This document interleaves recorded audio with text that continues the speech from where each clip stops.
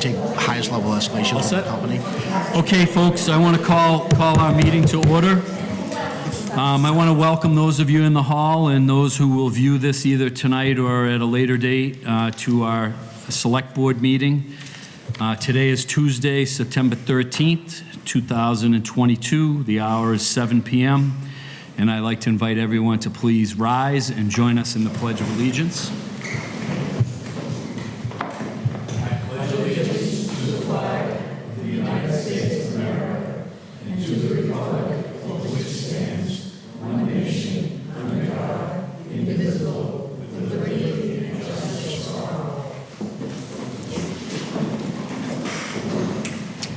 Okay, we have a few items on our agenda. It's been posted. A number of these are public hearings. Some are not, as we get out of the gate here.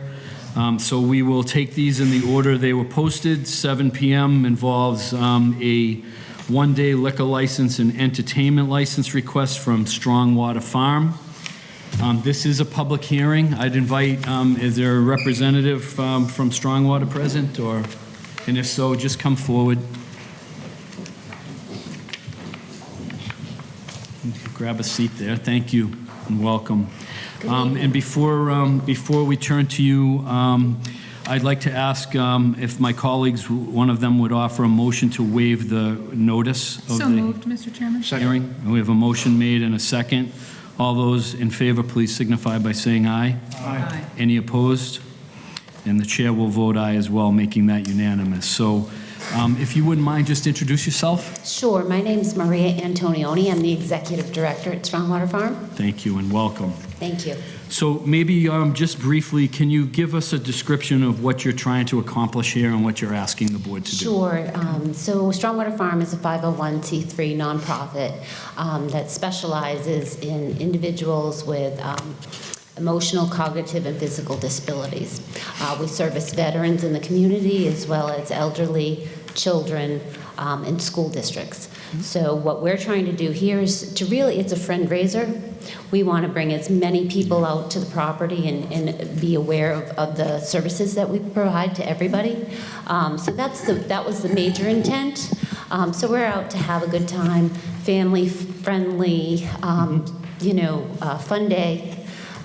Where most of the activities are free once you come onto the property, hay rides, there's a band, there's, places for small businesses to be involved as well. And this is on October 2nd, is That's that right? correct, yep. From what hours are you looking? 12 to 4. Okay. So That's afternoon. All right. And if the Patriots aren't doing really well, I'm hoping a bigger turnout. That's probably a likelihood. Probably sure. Unfortunately. Okay, so there, as I understand it, there are two requests before the board. One is for a one-day liquor license. So Correct. Can you talk about, are you having a vendor come in to work with you? Can you describe Yes, so for background? right now, we have Mill River Winery that will have just a very limited wine selection for tasting, not for tasting, but for purchase.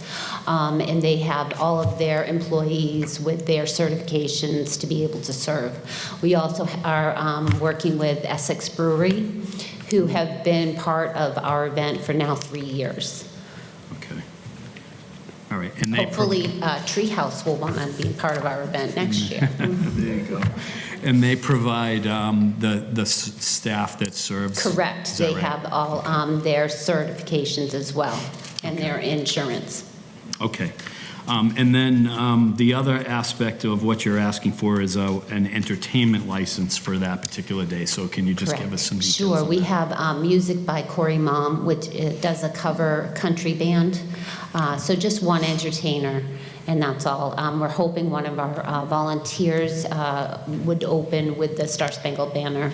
But regardless, whether our volunteer is, our band will. So we're going to open it correctly. Great. Yeah. Okay. All right. Do my colleagues have questions? Anyone to my left? Anyone on the right? No, I reviewed all of your certificates of insurance from all of the entities, and your package is great. I appreciate it. And I would note that the hours of your event are Sunday 12 to 4. So Correct. for amplified sound, that's a great time. Good. Oh, good, thank you. Look forward to it. Okay, as I mentioned, Mr. Kelly, I'm I'm sorry, sorry. was there a fee associated with this application?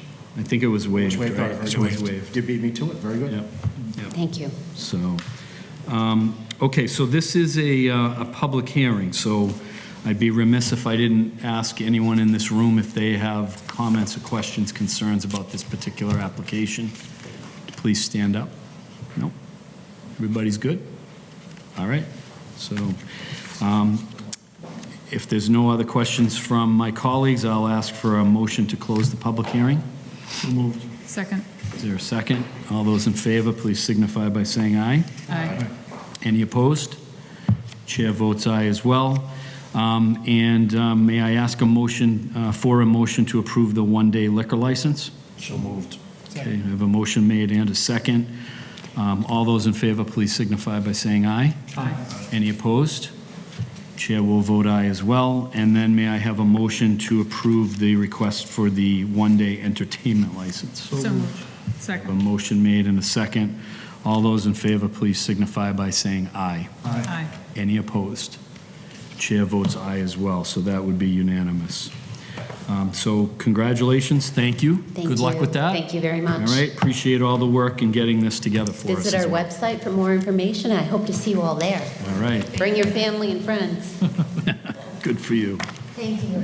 Thank you. All right, next item is 7:05. We have a request from Broadway Village Foods, Inc., doing business as the Village Inn. This is a one-day liquor license and a one-day event. This was not posted as a public hearing because it involves town-owned property and this event is proposed to take place at the Council of Aging or Tewksbury Senior Center. So, Mr. Montori, am I right that there's not a representative of this organization here this evening? Correct. And as you mentioned, it's not a public hearing because it's a one-day license. This is for the murder mystery dinner that the Council on Aging is having at the Senior Center on September 30th from 4 to 8. And the Village Inn from Dracut is going to be overseeing the serving of wine and malt, and the request is for the one-day license under them. Yep. Okay. Do my colleagues have any questions for the town manager? No? Okay. So they've provided all the appropriate insurance certificates and the detail that we need? They did, yep. Okay. Okay. If there are no questions from my colleagues, can I ask for a motion? Second. Okay, we have a motion made and a second to approve that one-day liquor license. All those in favor, please signify by saying aye. Aye. Any opposed? Chair will vote aye as well. Okay, It's coming. what's that? They've been trying to have this event for 3 years. Yeah, all right, well, September 30 it is. Okay, the next item is an item from, that's posted for 7:10, so I am going to wait on that because we're not quite at 7:10, and as a courtesy to the public. In the meantime, Mr. Montori, maybe you could speak to the donation from Lowell 5 Cent Savings Bank? Yes, the police department has received a donation from Lowell 5 Cent Savings Bank. I think it was in the amount of $500, and we'd ask that the board accept the gift that will place in the gift account, and it was to be used for the annual public safety night. Okay. All right. Any of my colleagues have questions or comments on that? All right. I assume we'll, in addition to our formal acceptance, we'll issue some correspondence from the board through your office, thanking them for that support? Okay. We don't need to take a vote on that. No, you need to accept it as We a do gift, need to take yes. a vote. All right. So could I have a motion to accept that $500 donation from Lowell 5 Cent Savings Bank? So moved, Mr. Chairman. All right, I have a motion by Mr. Kratman, seconded by Ms. Wellman. All those in favor, please signify by saying aye. Aye. Any opposed? We'll consider that a unanimous vote as well. All right. We also have an appointment to consider for the Mass Cultural Council and the Local Historic District Study Committee. My colleagues will recall that Mrs. Patricia Stratus applied for both of these positions. She was unable to attend our interview night. Some of you know her, I believe. She's served the community on other committees as well as the Historic District Study Committee, if my recollection is correct, for some time. I believe she's a current member of the Historic Commission. So I just want to ask, in lieu of an interview, if the board wants to make appointments this evening or would prefer to schedule an interview at a later date. Mr. Chairman, I would nominate Pat Stratus to be appointed to the Massachusetts Cultural Council. Second. Okay, we have a motion made and a second. And did I hear you right? It's both committees, right? Oh, I'm just looking at this agenda. Yeah, to both committees. Both committees? Thank you, sir. Okay, Yes. yep, all right. So we have a motion made and a second by Mr. Kelly. All those in favor, please signify by saying aye. Aye. Any opposed? I'll make that unanimous as well. All right, so we got a little bit of that done. All right, I'm going to go to our 7:10 agenda item. That involves Treehouse Brewery. I think I saw representatives from Treehouse here. Welcome.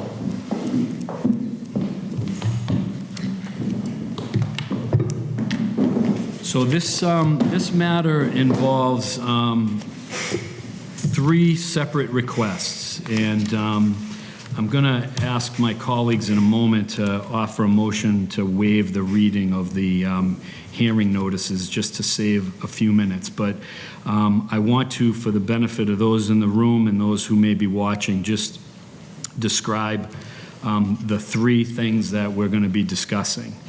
And this is pursuant to correspondence issued by Mark Borenstein. Is that you, Mark? Yes, sir. Okay, of Bowditch and Dewey, representing Treehouse.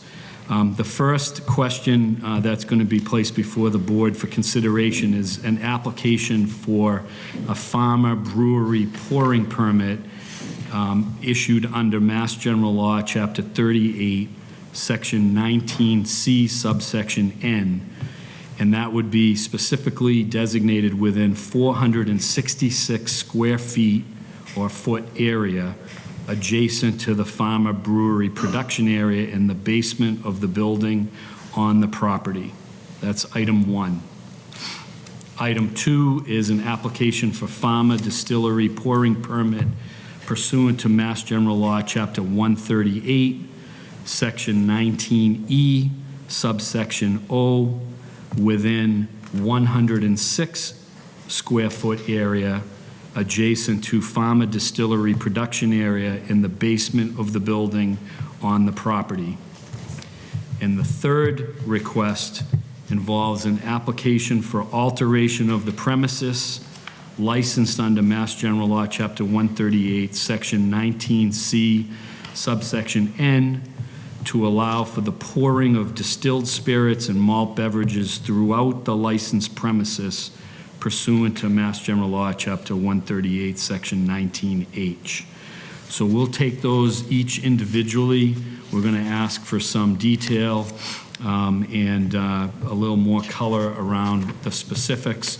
My colleagues all, as people in the room can see, have all kinds of fun material here to read, and we have reviewed. But let me stop there and first ask my two guests to introduce themselves. Thank you, Mr. Chair. For the record, Mark Borenstein, I'm an attorney at the law firm of Bowditch and Dewey in Worcester. This evening, I'm joined by Sarah Morin of Treehouse Brewing Company, Inc. Thank you and welcome. Hi, Sarah Maggi Morin, Treehouse Brewing Company. I'm the chief of staff there, and thank you all for having us, and we're really excited to be here. All right, well, welcome and thank you. So, Counselor, can you, let's take these in order that Sure. you applied, right? But can you just give us some background, if you want to take it at 30,000 feet and then drill down? I'd be that's happy to. If we could, Rich, the next slide. Oh, is there a slide up there? We have a slide deck for you folks. It needs to go on that side of the room. So, in the interest of time, I know you've got a lot going on. For those of us that aren't familiar with Treehouse Brewing Company, Treehouse produces the finest craft beverages and serves them in the most comfortable, relaxed environment. We have locations in Massachusetts, in Charlton, in Munson, Deerfield, and Sandwich. We're really, really rooted in New England. That's core to us. And we also have a farm in Woodstock, Connecticut. We're a little unique in that we are a direct-to-consumer business, meaning that you're not going to find us at a products for sale at a restaurant or a package store. The only place that you can purchase Treehouse products is at Treehouse. We take such great care with our products. We want to put it directly in people's hands. So we're really excited to be able to do that in the Tewksbury community and for Greater Boston.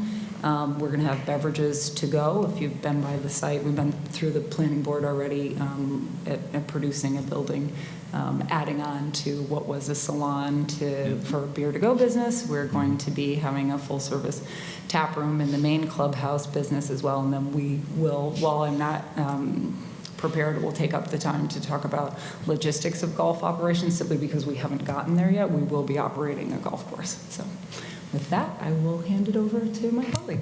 Thank you, Sarah. So, Rich, if you go to the next slide, just so everyone can appreciate it. Folks, I assume most people have been to the Tewksbury Country Club before, but just want to speak to the quality of these buildings. Treehouse's ownership was really struck by the beauty of these buildings. They really fit in with the profile of Treehouse's other properties. So Treehouse is really excited to come to Tewksbury and provide their products and their experiences to the consumers in the Merrimack Valley. So we're really excited. So if you could just go to the next slide, please, Rich. So as Sarah alluded to, I included this A&R plan to really orient the board with respect to the different buildings on site. So you have what Treehouse is referring to as the Outpost, which was most recently a salon. There's construction currently taking place at the Outpost. That facility and also the clubhouse have federal approvals for brewery and distillery. We currently have pending applications before the ABCC for state licenses for farmer breweries and distilleries for both buildings. The Outpost itself will be specifically to-go beer and distilled spirits. So folks, if they want to get beer to go, that will be the primary area to purchase those products. They'll also have the opportunity to purchase them in the clubhouse. Tumac Tavern is currently licensed under Section 12, and for the time being, Treehouse is not pursuing licensing for that building at this time. But as the board is aware, the first and second floor of the clubhouse still remains licensed under Section 12 through Tewksbury Country Club, Inc., their affiliate. They will be operating through the end of the year, hosting events. So for that reason, we are seeking these pouring permits for the basement level, which is not licensed under Section 12. Under Massachusetts law, you're not able to license two areas together. So the applications before the board, as you indicated, Mr. Chair, relate to those specific areas in the basement, which are adjacent to the farmer brewery and the farmer distillery. So if we could just go to the next slide, please, Rich. So just to summarize again, we're applying for a pouring permit for under 19CN, which is for breweries, 19EO for farmer distillery, and then the alteration of premises, which allows for the pouring throughout the different pouring areas. So that way folks don't have to go to the brewery area to get beer, they can also get distilled spirits. So just go to the next slide, please. So this is really kind of the main area of focus in the building itself, which is in the basement. You'll see in the top right, that is the brewery area. And then to the left in gray is the distillery area. And so if you just go to the next slide, please, Rich. Thank you. So starting off with the farmer brewery. So again, this is licensed by the TTB. There's a brewer's notice, and there's also a DSP, a distilled spirits plant approval for this facility. And as I said before, there are pending applications for state licenses before the ABCC. But the farmer brewery license, the pouring permit that's before the select board this evening, is that 466 square foot area. And so you'll see to the left is an example of the brewery operations that is in other facilities. There are smaller pilot batch breweries. They provide for the opportunity to brew on site. But by and large, most of the products will be produced in Charlton. So I'm sure this was referenced before the planning board, but smaller operations here with respect to production. So you just go to the next slide, please, Rich. So this is the distilled spirits plant, which is, in that pouring area is the 106 square feet. Again, to the right is the still, which is very small. It has very limited capacity, but still allows for distilled spirits to be produced and allows for the building to be licensed under the applicable sections of Chapter 138. So those are the applications that are before the board this evening. I will stress that once a Section 12 license from Tewksbury Country Club has been surrendered to the town, Treehouse will be seeking an alteration of premises to expand the licenses to include the entire building and also the golf course. So that will be the next applications that will be before the select board once those licenses have been surrendered. But Treehouse obviously wants to make sure that folks have scheduled events through the end of the year. The country club's able to honor those events. And Counselor, just thinking ahead a little bit, if you pursue that line of thinking, do you have to modify these licenses we're talking about, or do you need a new license in its entirety for the building? We just modified the existing licenses. So actually the whole building and the country club golf course was licensed under the federal approvals. The state license currently cannot have that license because it has to be contiguous to the brewery premises. And the current Section 12 includes the patio area, so they're currently not contiguous. So ultimately, mechanically, the way it will work is we will amend the state licenses, and then we'll come back to the select board to license the entire property. So that way, folks are able to come and go through the different facilities and not worry about whether or not they're allowed to consume alcohol on the premises. Understood. Okay, thank you. So we're happy to answer any questions of the select board. Okay. I didn't know if there were any more slides. Okay. All right, so let me open it up to my colleagues first at the table here. I will shortly, yeah, but I want to ask if my colleagues have any comments or questions. I guess I can start. I have a lot. You have to be a lawyer like Mr. Johnson to get through some of this stuff. I guess directed through you, Chair, to the town manager. Mr. Montori, what does this mean as far as we have some Fed stuff going on, some state stuff going on at ABCC? How about at the local level as far as our liquor licenses and beer and wine and malt licenses? Are we approving any of those for the Treehouse Corporation under these three? No, this is separate from the licenses we normally give out for all alcoholic or wine and malt. So this will not impact our quota that we have. In fact, when this is all said and done, we'll have 2 licenses returned to us. From the country club? From the country club. Okay. That was a big one for me, because I know sometimes we're short, so I'm sure I'll have a few more, but Sure, please. thank you. Anyone else? Yeah, I have a question. So once these licenses are issued, how quickly I know you still have to do the transfer, you have to, they're going to honor the commitments they had from Tewksbury Country Club. But how quickly do you expect to take will the country club be doing their events and you'll be working out of this, out of the section that's being developed right now? Will that be going on at the same time? So through the chair, the intention is the outpost would commit into operations first. That is to go. That is a state license. Yeah. So that's not a Section 15 package store license. So once that is approved, technically Treehouse would have the ability to sell beer and distilled spirits to go out of the outpost. Treehouse is seeking the pouring permits to have the ability to pour within the basement area, but that's all part of their general operations. I don't think we have a time frame with respect to pouring yet. Treehouse is very thoughtful in terms of the way they roll out their different operations. So what I would say is there's the possibility that the outpost could be operating and there could be events at the clubhouse.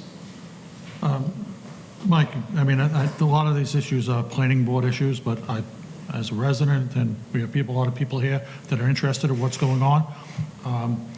I have no problem with the license itself, but I'm just thinking of the traffic impacts of what's going on. If the country club has their events, once you open, I'm expecting the interest, everybody's going to come. They're going to want to see what's going on and the traffic impacts that are going to be going out of that one singular driveway of what's going on. So that's why I'm just trying to get an idea of a time frame of when, like if you decide to start doing this around the holiday season, can we expect a ton of traffic to be coming through that area? Certainly. So through the chair again. So fortunately, this is the sixth location. This will be the sixth location for Treehouse. And one of the beauties of having multiple locations is it really spreads the demand throughout the Commonwealth. So folks are not going to be all converging upon Tewksbury the way they might have when Charlton first opened. There's Western Mass, there's Central Mass. This is more Greater Boston, Merrimack Valley. And in terms of scheduling pickups, Treehouse has a great system where you go onto your phone, you request to purchase your beer, and they give you a time slot to pick up your beer. So Treehouse has the ability to really schedule these pickups so that way their staff is overly taxed.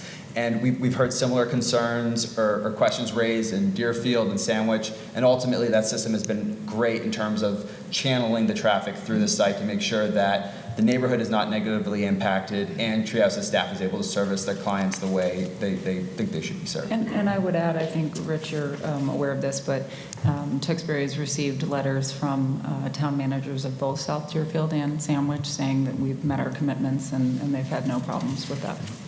Great. Can you elaborate a little bit more on that automated system? How many customers, like in an hour, 60 minutes, like would you be pre-approving to come by? So I'd be hesitant to give you a flat number because we don't know what the business demand is going to be. I can say that we are obsessed with customer service, and it is in no one's interest to have anything be chaotic. That's just not what we do. We strive for excellence in everything we do, including a relaxed, enjoyable environment for ourselves, our staff, customers, our neighbors. So we have the ability to throttle and say, okay, this hour we have this many parking spots, and we think that we can, with ease, service X number of customers. We've got the staff, and we can throttle it up or down as business demands and what we're capable of doing. And we've proven it time and time again. Okay. All right. Questions? Yes. Thank you, Mr. Chairman. Thank you for your very complete packages. My gosh. I looked at all of them online the other day, and then again this morning. So can you talk a little bit about, before we get there, I've been in this building, I think most of us have been in this building a number of times. Where in the basement and how are people going to get in? Certainly. Yeah. So if you could maybe go back to the aerial. Right there. Sorry.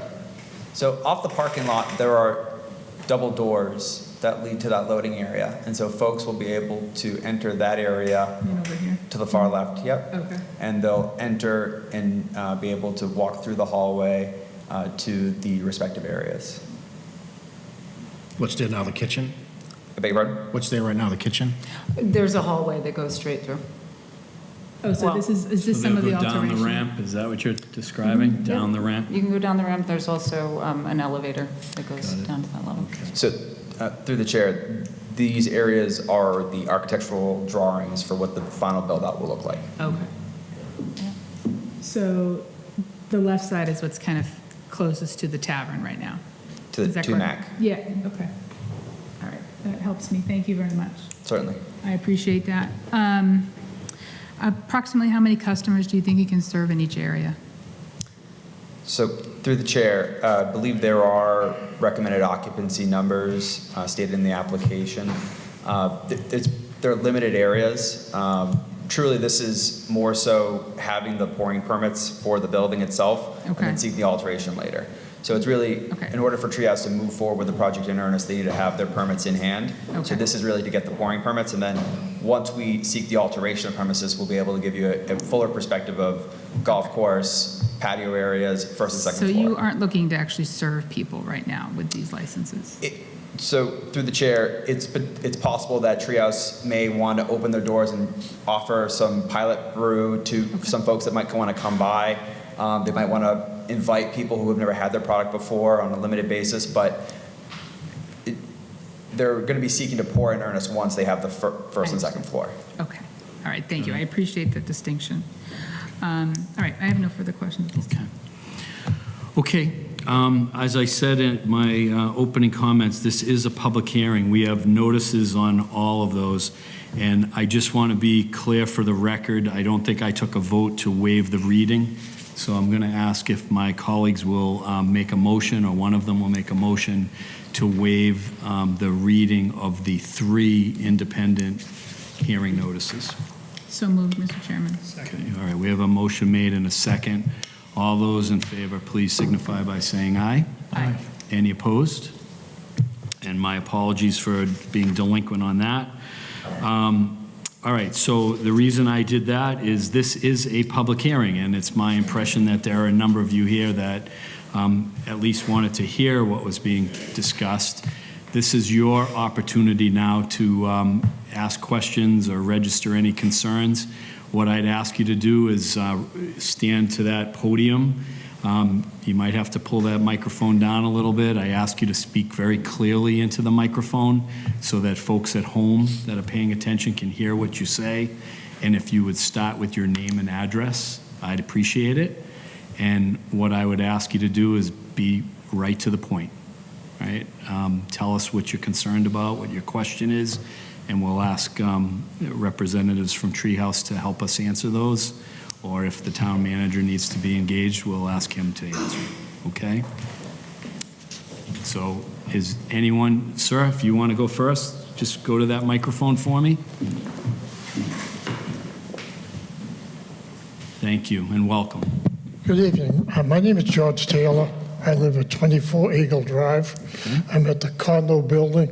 As a matter of fact, our bedroom windows, I look out the window and I see the construction of the building. I don't, what do you, is that where the refrigeration is going to be? Yeah. So You would you mind? you come right in the driveway where the hair salon was. Yeah. That building there, okay, since they've been there, they've been starting at 7 o'clock in the morning, every morning during the week. One day last week, they started at 20 minutes to 7. I don't know why, but my main concern, there's a couple. Number one is going to be the noise factor of the building, the people in and out, trucks in and out, cars in and out. Now, our parking lot is just adjacent there, and we have minimal parking for visitors, for people that come in. Now, my fear is that the people are going to come in there, pick up what they want, or get what they want there, and if they have to walk an extra 5 feet, and they don't want to, they're going to come into our lot and park and take up space. Okay. And All right. So that's one factor. Yeah. So I think I heard you ask a few questions, so forgive me if I missed something, but No, we're going that's to ask council and representatives from Treehouse to try to work through this. So can you first describe the steel girders and construction down over there now? So can you describe what that building is going to look like and what it entails? We're doing about a 2,500, 2,700 square foot addition to the. Yeah, you're going to have to face me, even though he's behind you, yeah. So she's not being rude, no one's being rude. Yes, I'll address it through the chair. So it's about a 2,700 square foot addition to the existing building. It is simply cold storage, that's all it is. We have, quiet, modern systems that we've already addressed with the planning board in terms of no concern for noise or visibility. The HVAC system, the refrigeration system will be away from the edge of the building, so you won't see any of those things.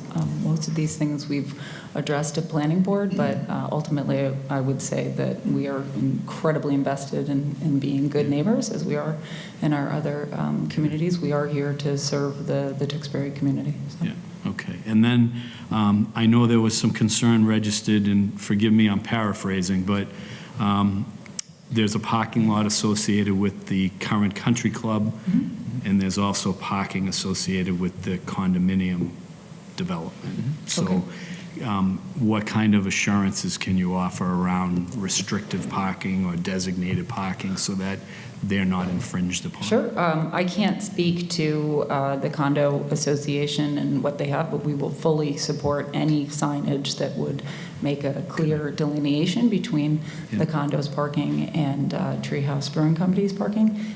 We're big on wayfinding and telling people we have staff in the parking lots, part of seeing our friendly face when you drive in.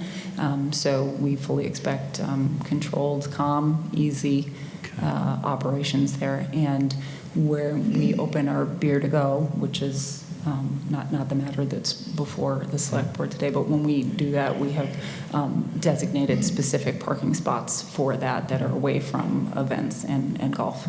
Okay, all right. All right, and I know there was concern registered around the commencement of construction activity. That's probably more town-based responsibility, so. Yeah, we'll Mr. keep an Montori, eye on that. You can take a note of that, right? Okay. All right, sir, I hope that helps a little bit.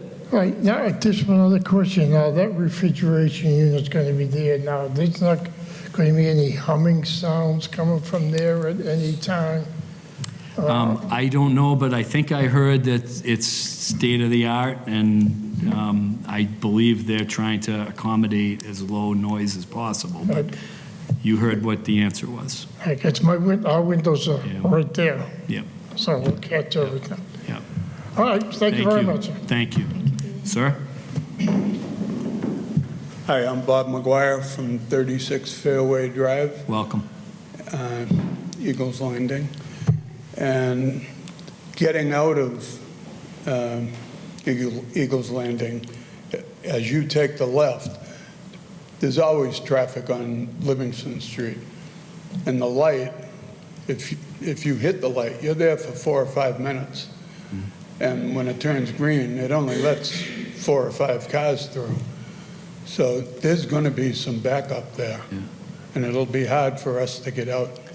Yep, okay. Mr. Montori, is there any kind of mitigation that the town or the Commonwealth can take relative to the traffic signals? We can, again, we can look at it. We haven't discussed that with the Commonwealth or with the applicant, but that's something we can look at. If there is a problem, we'll have to adjust. It is a long light, I will say that. I sit there often, so We can have it looked at. that's something to consider. Yeah. Thank you, sir. Anybody else? Please, ma'am, come on over here.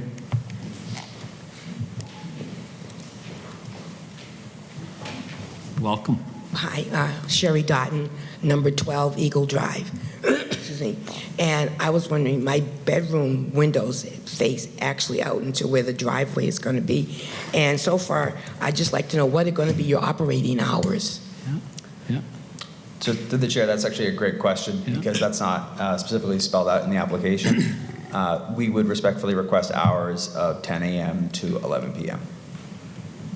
Generally, if you look at Treehouse's hours at the other locations, they don't operate during those hours, but to the extent that there's a particular event that might be require some later hours or earlier hours, we would respectfully request those hours. Okay. And is that 5 days, 6 days, 7 days? What? 7 days, to the extent that the town has adopted, I forget this section, but do allow pouring before noon on Sundays, then we would respectfully request 10 a.m. Okay. Okay. And also, there's been like rampant rumors going around. Hopefully, one rumor is not going to be true, is that you guys were planning on having food trucks in the parking lot. Yeah. Could you answer that? Yeah. The rumors are not true. Good, We okay. do not have plans to have food trucks in the parking lot. Okay. And my last question is, I heard, okay, you guys are basically a brewery, but you said you're going to have spirits. So to me, that means hard liquor. Are you going to have wine also? So through the chair, it's a great question. Treehouse does have certain facilities that provide wine or cider, which is licensed under the federal and state law as wine. This location is currently only proposed to have beer and distilled spirits. Got it. Okay, last question. There's the water building that's there. Is that going to be impacted at all? Which building, The ma'am? water building where people go and buy their water? Oh, The yeah, distilled yeah, water? okay. Is that going to be impacted? Can- Because it's can- so close to yeah. where you're building the back end of your Yeah. freezer part there. The well building. The well operations Yeah. will continue. Great. Okay, great. Okay. Thank you. Super. Thank you. So we killed one rumor anyways, right? Great job. Anybody else? All right, going once. Don't be bashful. Sir, go ahead. You got to use that microphone for me, though, okay?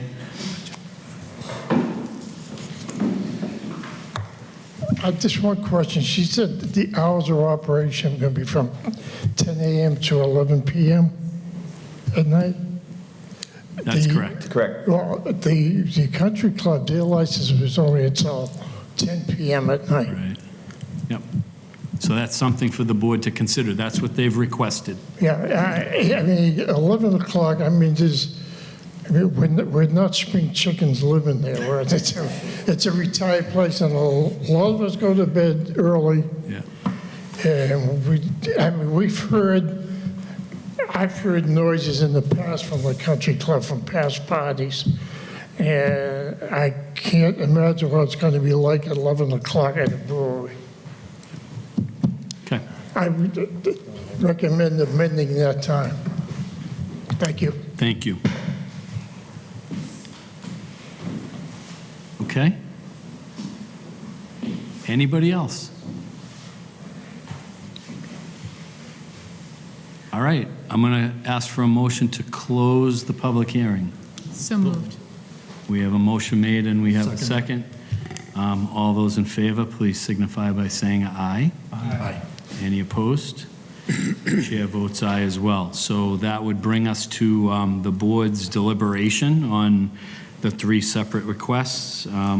We certainly can take them as one or individually, whatever the pleasure of my colleagues is. I think we need to be specific relative to the operating hours and the days that are applicable, as you each heard. So let me ask if there's any further commentary from my colleagues. Mr. Chairman, I do have things.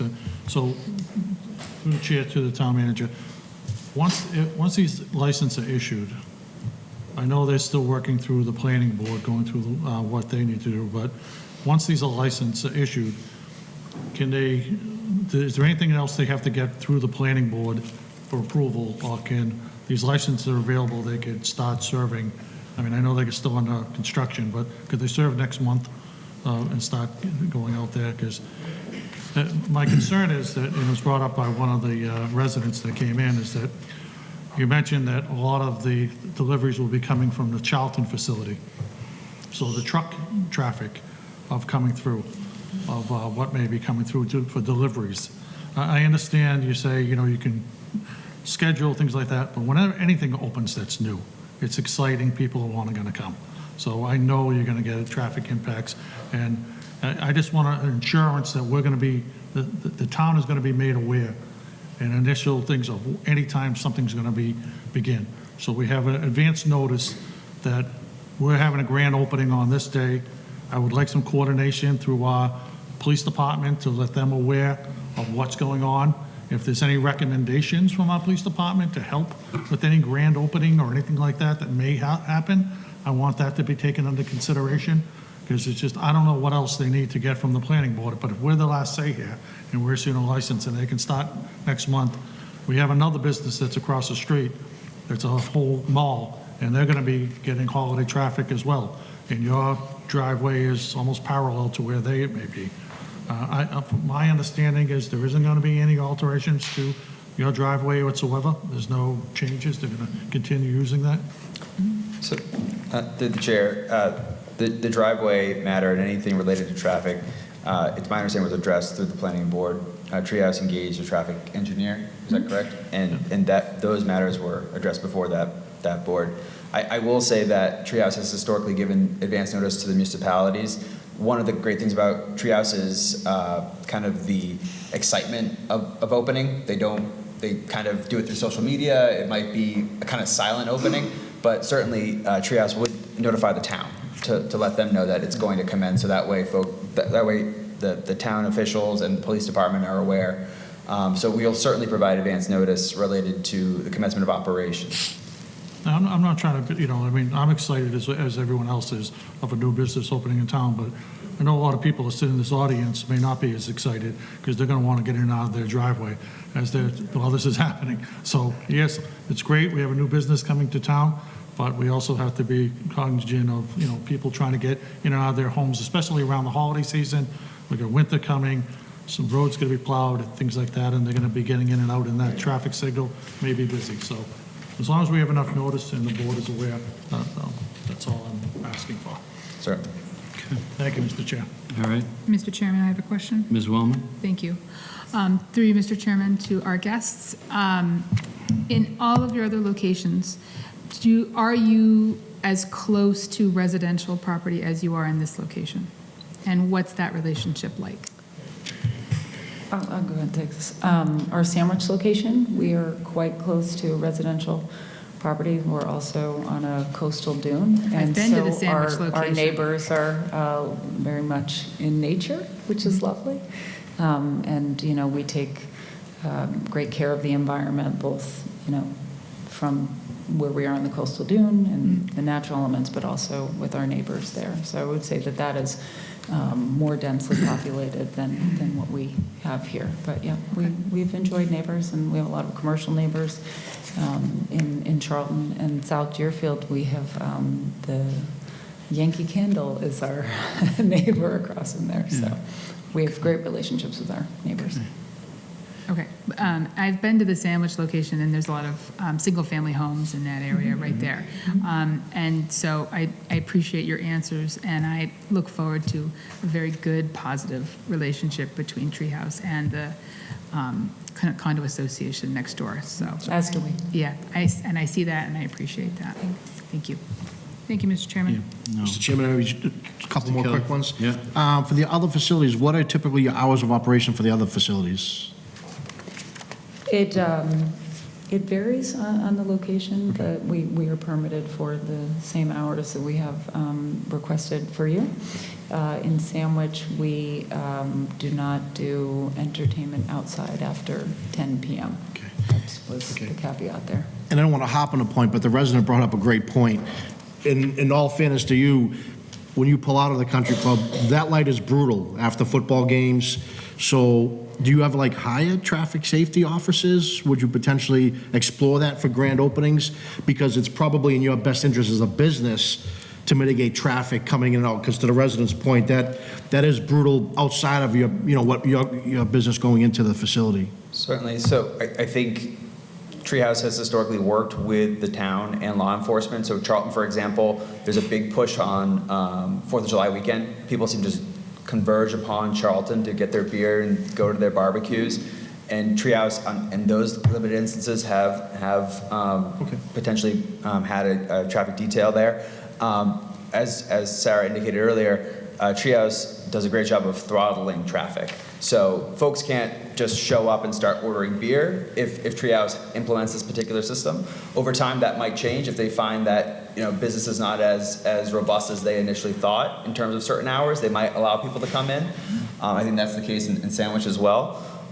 So Treehouse, as Sarah indicated before, is very sensitive to the experience of not only the neighbors but also the guests to make sure that it's as smooth as possible. And I would just reiterate that issues related to traffic, off-street parking have been addressed through the planning board to the extent to the satisfaction of the planning board. And I will say this because I've heard from a couple folks tonight. Treehouse, it's not in our nature to do a grand opening with balloons and fireworks and such. Surprise and delight is core to what we are to our fans, and so we'll just kind of slowly open. Another room and or swatted away. Yeah. Deerfield opened and there was no announcement except for to the town. The town was aware. But folks found out by word of mouth through social media, and so that kind of element of surprise is core to Treehouse. So let me just piggyback on something that Ms. Wellman spoke to, and I'm speaking to it more so from the standpoint I've been sitting at this table for some time now, and we have a unique environment in Tewksbury where there are a number of business establishments that are literally in a neighborhood, and this is pretty close to that. So we've learned, I guess maybe the hard way, right? It's all about relationships, and it's about the respect that comes with that. I hear all of that positivity, and I hear the intention, and I applaud you for that, and I think your reputation supports that. So I'm saying this out of an abundance of caution, just that there's nothing worse than having a neighborhood that is not happy, right? Sure. So I know that things happen from time to time. I trust that you will attend to those, and I hope that my neighbors here behind you hear that message as well, and they understand that there'll be a way for them to communicate with you however you set that up, so they can at least approach Treehouse with any concerns they have.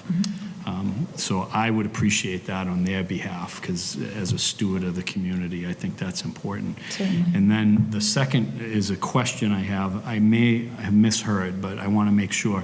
It sounded like you said other licenses that you hold in other communities, you have the hours that you've requested here, but you don't necessarily utilize the hours. Is that It's as business dictates, so Okay. we'd love to be in the position to, Yeah.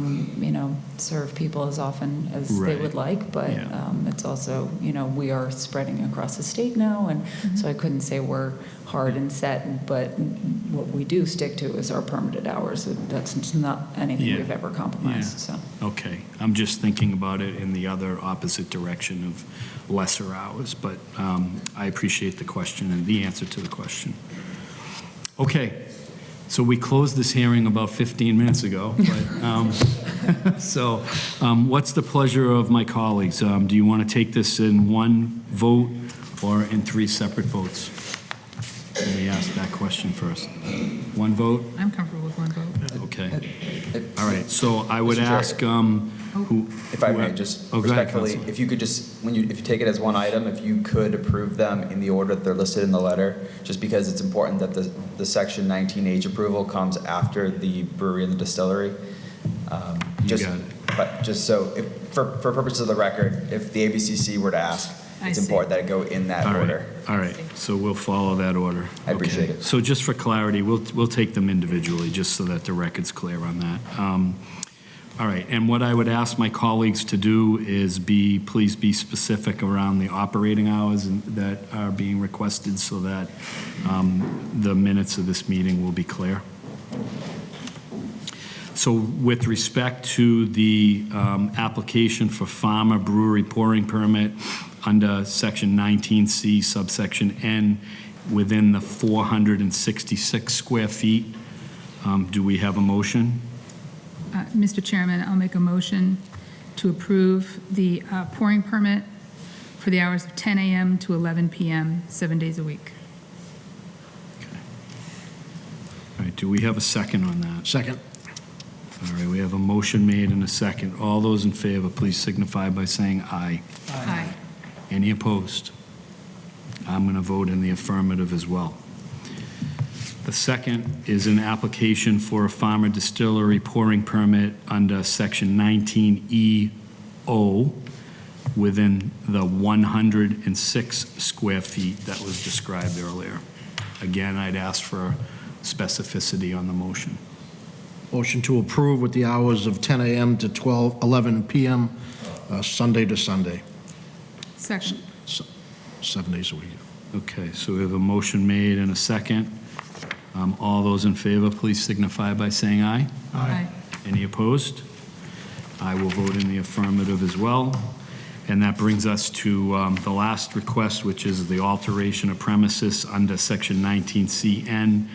And that would be allowing the pouring of distilled spirits and malt beverages throughout the licensed premises under Section Chapter 138, Section 19H. Again, if I can ask for a motion with specificity.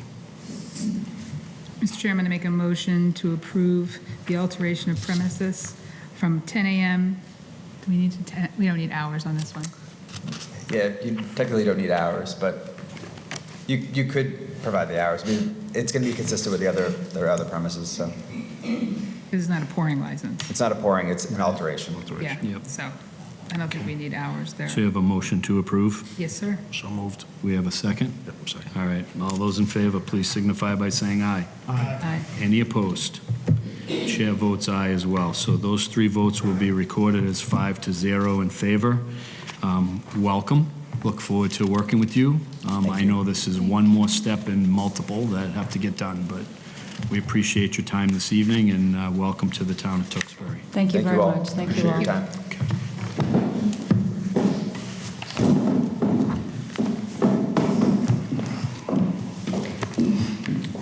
All right. We're going to move forward with our agenda, and I obviously am thrilled that you're all here. I want to invite you to stay, but I know many of you came for that one item, so if you prefer to leave just because of the noise in the room, I'm going to take a recess and allow you to do that. I just need to have a sense if you folks want to be here for the duration of the meeting or if you intend to be leaving, and I can continue. It's not a problem. Okay, yep, feel free, all right? I'm going to call a 30-second recess. Can we make it like a 2-minute recess? 2-minute recess. Thank you. Good night, you're welcome. Thank you.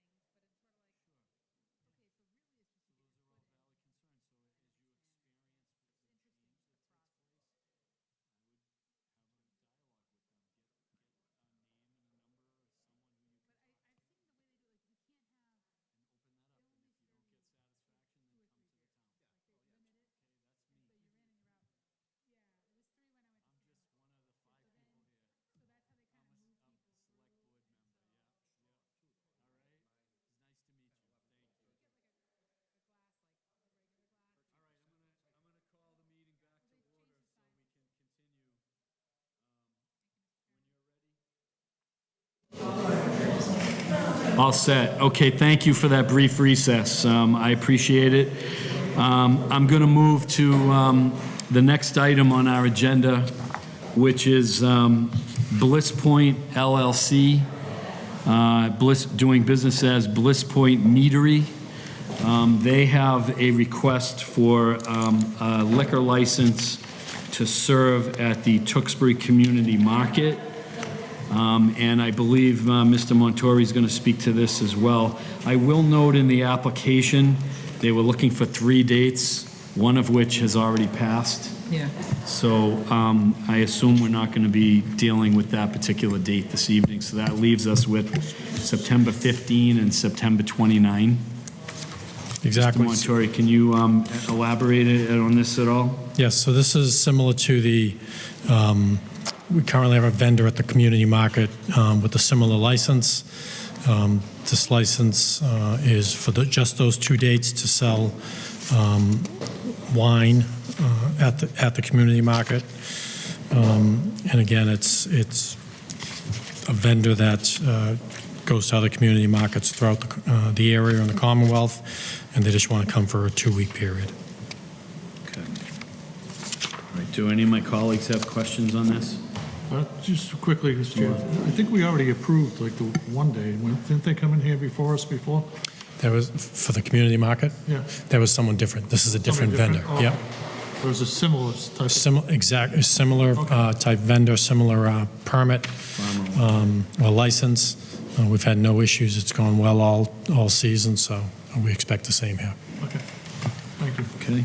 And I will note, I know my colleagues have this information, but for the benefit of the public, all the department heads that are typically reviewing these have all signed off as appropriate.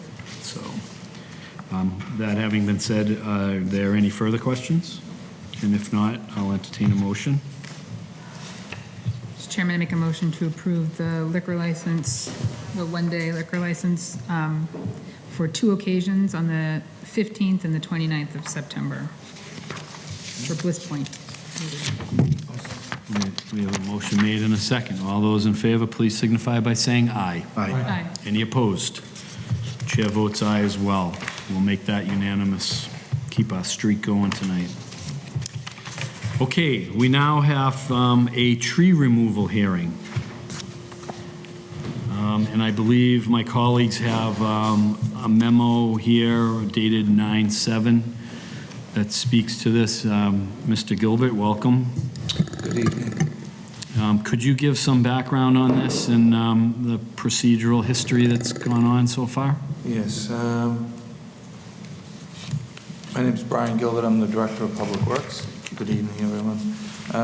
The DPW received a request for the removal of several trees on Pond Street for the purpose of extending electrical service along Pond Street for 3 homes to be built at the corner of Pine and Pond.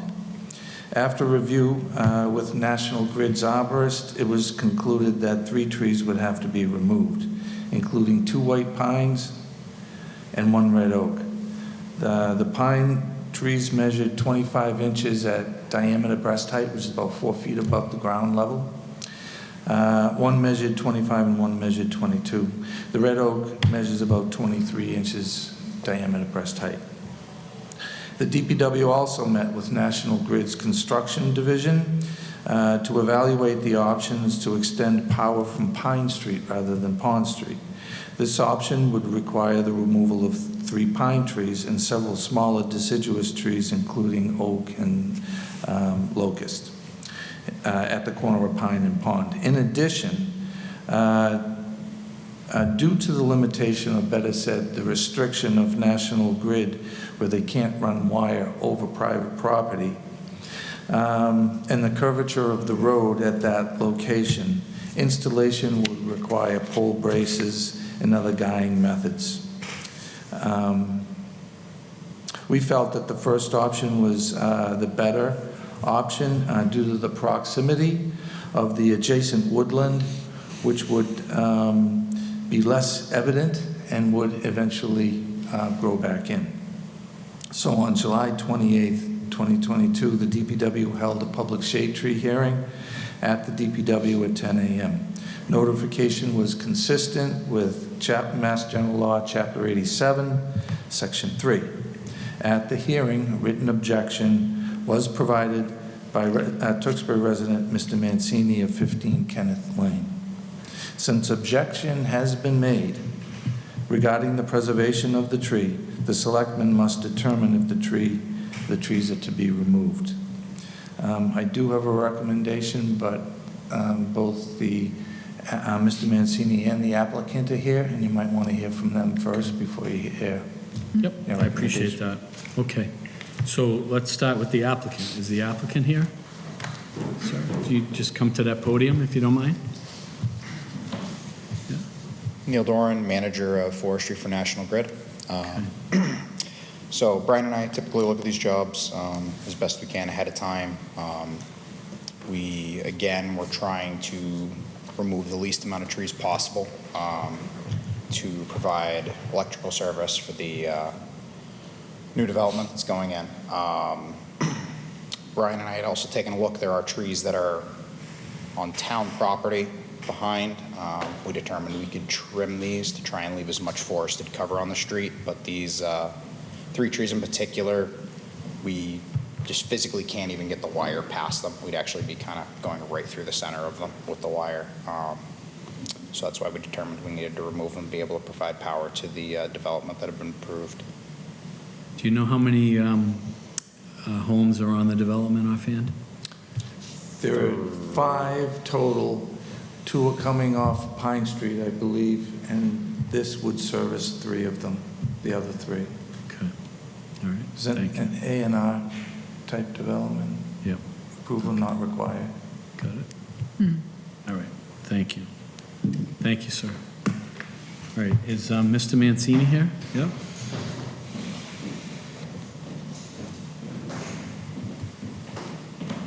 Welcome, sir. Good evening. As Mr. Gilbert says, my name's Al Mancini. I live at 15 Kenneth Lane. This is my assistant, otherwise known as my daughter, Victoria. My thing is, when I came last year in front of the board, that was the first time I decided to do something about this. And my mantra hasn't changed. I'm not going to quote the Lorax this time, but basically, it's another new development with more trees coming down, healthy trees coming down for another new development. And I heard the previous conversation, and I do believe that traffic, when you add anything, is going to get influenced. And I understand that that's Main Street and Livingston, but Pond Street is a nice little quiet area. And as I say, I just think that with all the development, with all of the construction, with all of the, I get it. I mean, when the money comes into contact with nature, nature loses. I get that.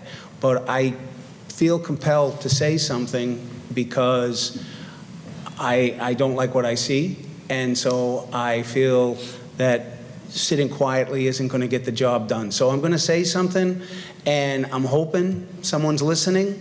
Because, as I say, I'm not opposed to people moving to Tewksbury. I'm not. It's just that I think that the continued development, and I don't even like that word. I don't like that word, development, and I don't look at it as being progress. I'm sorry.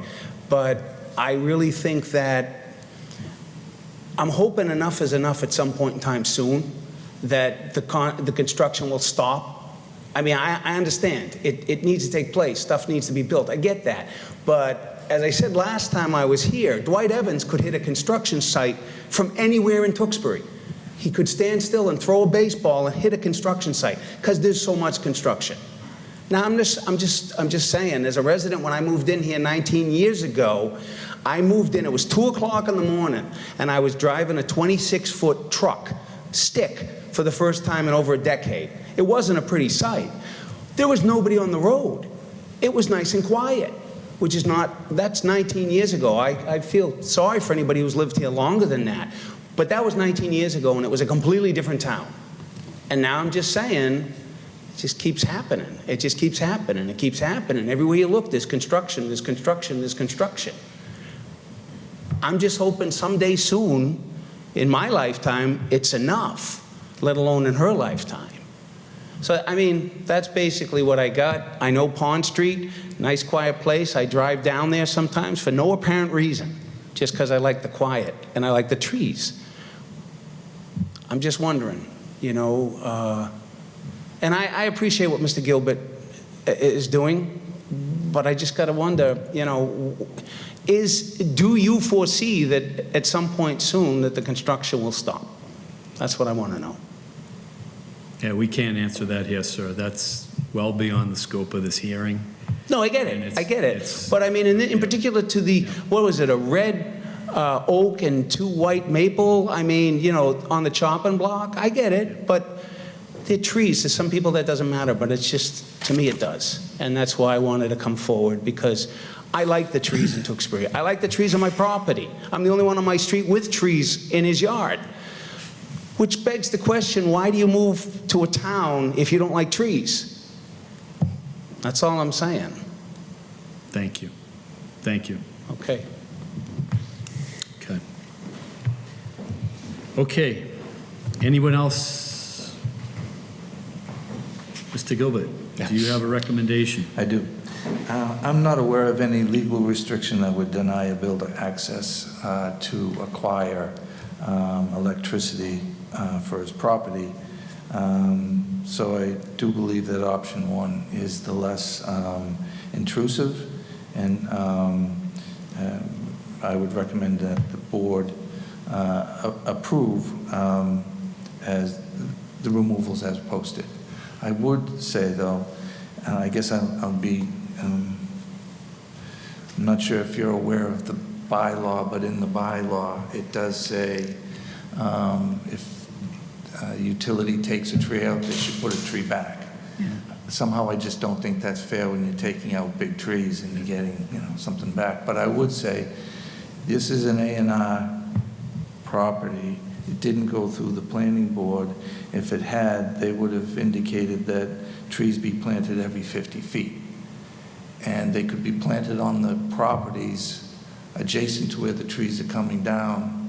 2 per property would actually add to the value of that property and would give back in time trees, shade trees, and to the town. So my recommendation would be to remove the trees as planted, as posted, but require 6 trees in replacement to be planted on the town's or on the boundary of the right-of-way, because it's pretty tight there. So. Okay. Thank you for the recommendation. My colleagues have any questions of Mr. Gilbert? I do. Yeah. Ms. Wallman? Thank you very much. I appreciate your recommendation. Was any mitigation proposed by the applicant for the loss of these trees in the course of their application? Yes, I've worked with National Grid before, and he's offered to replace trees. Right. And you typically to your point about usually it's they replace some trees like into the shade tree program. Typically, is that what? Yeah, originally? Yeah, they've this past year they planted, I think, 22 trees, and Yeah. there's some more to plant. Yep. Some of the species I don't think were available Okay. at the time of the spring planting, but I reached out to the representative the other day, and we're looking at, we lost a few this year. It's been a bad It's been year tough. for the trees. As well as those that weren't planted in the spring, we'd like to try to get them in the fall. Did you have a recommendation on species of trees for the site? Oh, I would think that they should be a shade tree. So it should be, like a maple or something like that. Okay. I wouldn't go with an oak. There's too many oaks and pines in town, and you want some diversity, so maples would be good. All right, thank you. I appreciate your recommendation. I'm inclined to agree with your recommendation, sir. Any further questions? If not, the decision rests with this board. I'd ask for a motion. Mr. Chairman, I'll make a motion that we accept the recommendation of the Director of Public Works that these 3 trees can be removed for the purpose of providing power to this development, but it will be, they'll be replaced with trees planted, as you said in your recommendation, on the boundary of the property line, what, every 50 feet? Every 50 feet. And how many trees There's approximately? six trees, it's roughly 300 feet across the front. Okay, of substantial growth before they go in, not brand-new little trees. There'll be 2 to 2.5 inch caliper Okay. out of the nursery, and that's pretty much what you're able to get these days. Thank you, that's my motion, sir. Okay, I'm going to ask you to repeat it now, because No, you why would you do confused me. that? So would you please repeat it? So, I make a motion to accept the recommendation of the Director of Public Works to remove the white pine at 25 inches, the white pine at 22 inches, and the red oak at 23 inches to be replaced with public shade trees of the recommended caliper, 6 trees on the boundary line. All right, do we have a second to that motion? I'll second that. Okay, we have a motion made and a second. All those in favor, please signify by saying aye. Aye. Aye. Any opposed? I will vote in the affirmative as well. So we have a course of action. Great. Thank you, sir. Before I run, Yes. I have another issue related to tree removal that I would ask the board to consider or to become aware of. As an arborist, a tree warden, and a person who has worked for the preservation of trees, both public shade trees and private, I'm having difficulty determining the correct public policy path, namely the preservation of public shade trees versus residential rooftop solar. Okay. Each are important and needed. Each have a place in sustaining our environment. But when and if should healthy trees, healthy, sound public shade trees, should they be put on the chopping block for the benefit of a single resident, or more importantly, a third-party leasing company? I have a problem with that. So I'm currently working on guidelines or a policy to help guide the discussion, and I hope to have something after town meeting for the board. For me, that guidance shouldn't, come from an individual person, but it really needs to come from the entire board collectively. So at this time, I've taken the approach that if I'm asked to remove a healthy and sound tree for the purpose of putting solar on someone's house, I'm going to, unless there's a reason why, like the tree's damaged or is failing, or, Sure.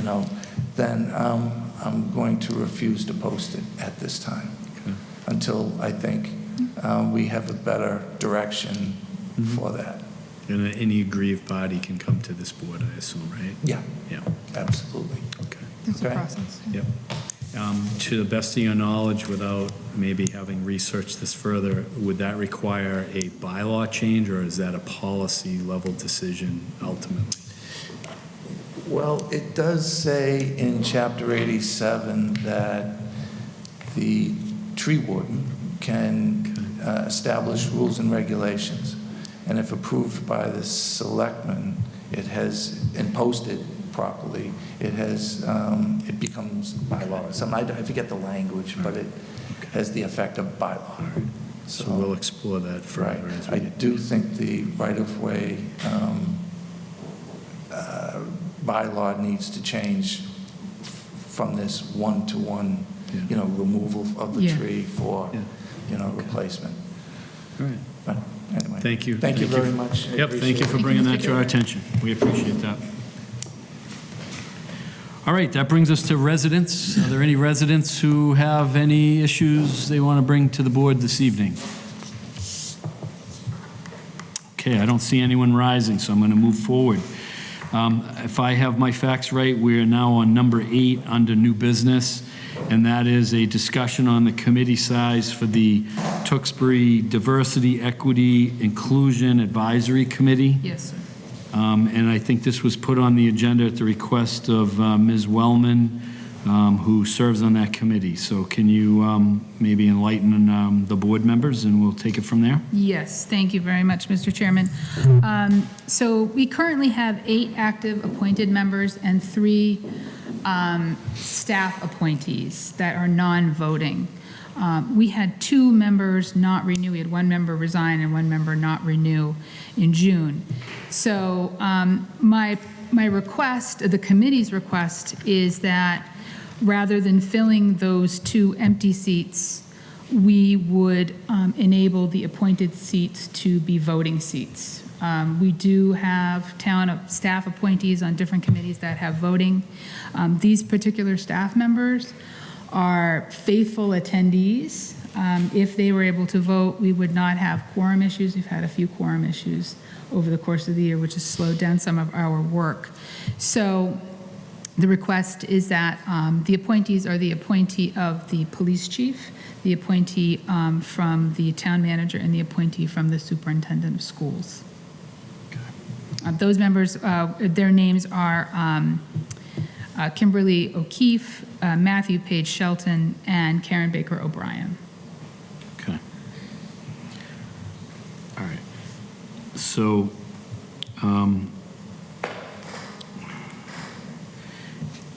for clarity's sake, if I understand what you're trying to accomplish, you want to first eliminate 2 positions on the committee that currently have votes that are unfilled. Correct. Is that correct? And then we want to take a second action to potentially provide these 3 positions a vote. Yes, they do an excellent job, and their voice and their vote is important in the committee work. It would be a net increase of 1 vote, which also gives us an odd number. Yep. Okay. Are there questions or further discussion on the part of the board? Okay. Mr. Montori, there's no issue with town employees serving on a committee and having a voting position, right? No, as long as the board, when they have designees, they Yep. state whether they want them to vote or not each time is up to the board. So in this case, assuming we approve, they will be required to be counted in the quorum, and they will have a vote on any issue before the committee. Correct. Okay. Okay.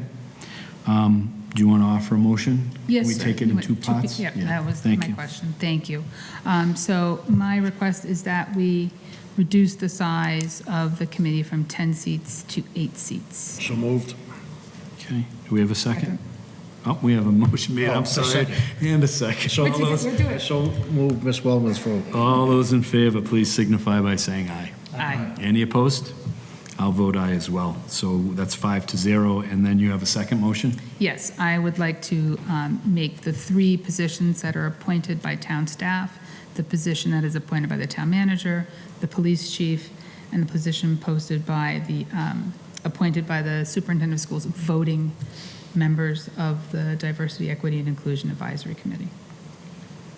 Do we have a second? Second.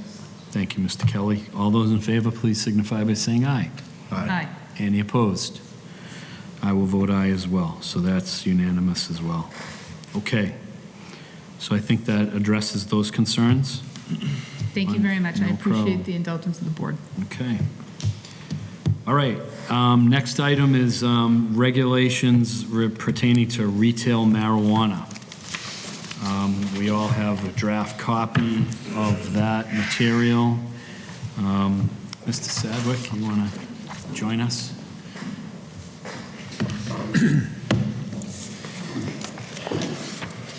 Welcome again this evening. Good. How you doing? Good. So the draft regulations, I thought it may help just to kind of go through a quick history, picking up from where the zoning bylaw committee left off at the annual town meeting. They pulled retail marijuana out of the zoning bylaw for further study over the summer. I had brought 3 articles for town meeting to Select Board, Planning Board, and Board of Health. They've all reviewed it. So the regulations that are before you this evening are really part of an implementation component to this. If everything goes as planned for town meeting, you will become the licensing authority for retail marijuana. So these regulations were primarily based off of, from a formatting standpoint, your liquor license regulations. But what I tried to do was stay as close to the Cannabis Control Commission's regulations so that when an applicant would come before you, they would be providing the same information that they would be providing to Cannabis Control. So it would kind of, they would be saving time. It wouldn't be a duplication of efforts. And that's really it. Primarily, the regulations cover things such as the community outreach meeting, which is an important component that the state's looking for. So I kind of wove that into the proposed regulations for the select board. All of the information is exactly the same that the state's looking for. The application contents, which is on starting on page 2, 37.3. All of those items, again, are things that were required on the state license. Same thing for management and operations profile. Once you start getting these summaries, you'll have a good idea of how they're going to be operating from a security standpoint, how they're going to be keeping marijuana retail sales from getting in the hands of 21 and under 21-year-olds, which is a big thing with the state regulations. And then the application fee, I forgot where I pulled that from. It may be from your liquor license fees, but and then this would be a annual renewal, so they would come back before you every year. And that pretty much covers the regulations. All right, do members have, we've had this, I think, for a little bit now, so do any members have questions on the technical aspects of this? I only have one question. It was just a part of the fee. I know you mentioned that you took the fee from the alcohol, but was it researched to what the other communities are asking for fees in the same? That's a fair question, and the answer is no. I can do that, though. I would think that would be beneficial to see what the fees were at other communities, because if it's... And this is just the application fee. There's also a host fee that might be Right, part that's of another the discussion, component. correct? That's outside of the bounds of this. Yep. Okay. And if the articles are passed at town meeting, there's the 3% sales tax. Yep. Okay. Yeah. Okay. All right. So are you looking for, I guess if we were to vote on these, it would have to be made contingent on passage of the warrant articles at the special town meeting. Is that what you're looking for this evening? Okay. So if there are no questions from my colleagues relative to these proposed regulations, which would become Article 37 of our bylaws? Regulations, I apologize. I will ask for a motion to approve contingent on passage of the associated warrant articles at the special town meeting. So moved. Second. Okay, we have a motion made and a second. All those in favor, please signify by saying aye. Aye. Any opposed? We are approved 5-0. Thank you for the work on this. I'm working hard. You're on this. welcome. And I'll get back to you as far as the fees are concerned. Yeah, we can amend these down the road if need be, right? Yep. So, yep. Thank you. Thank you. Okay, let's move to the actual town meeting warrant articles. So, the town meeting, special town meeting for this fall is scheduled for October 3rd at 7 p.m. And I want to emphasize that date. That's a Monday, if I recall correctly. And there is a religious holiday on the Tuesday that we traditionally hold our town meeting on. So I want to be clear with members of the public that The meeting will be held at Tewksbury Memorial High School on Monday, October 3rd. The Finance Committee will hold a public hearing on this warrant and the associated articles on September 26th at 7 p.m. here in Town Hall. And our job this evening will be to offer our recommendations in advance of town meeting, as we traditionally do. So I will ask the town manager to give us his comments on each article, as you all are accustomed to. An opportunity to ask any questions, please speak up. And then we'll proceed to a vote to recommend, not recommend, whatever the course the board deems appropriate. Article 1 is related to the salaries of elected officials, and town meeting would establish the specific amounts. And I'll just add, for the benefit of the public, and I'll allow Mr. Montori to offer some comments, but it's important to note that the numbers are being changed here, and that follows some discussion at recent town meetings around the compensation for various boards and members of those boards. So with that having been said, Mr. Montori, do you want to offer any other clarifications around that? Yes, just quickly. So the changes to the salaries were two things. The first, all of the salaries were first restored to the 2009 level, when at that time a 10% cut was made to each elected official's salary. Once that was done, then we looked at what was a fair and equitable approach to all of the elected officials' salaries, and it was determined that after looking at it and getting feedback, that everybody would be at the same level of what at that time was the school committee chairman and member salary, which is $3,000 and $2,500, and keeping the selectmen at the $6,000, $5,000 level. So this has been sent out to all of the elected officials to review. Everyone's been notified, and this is the recommendation for town meeting.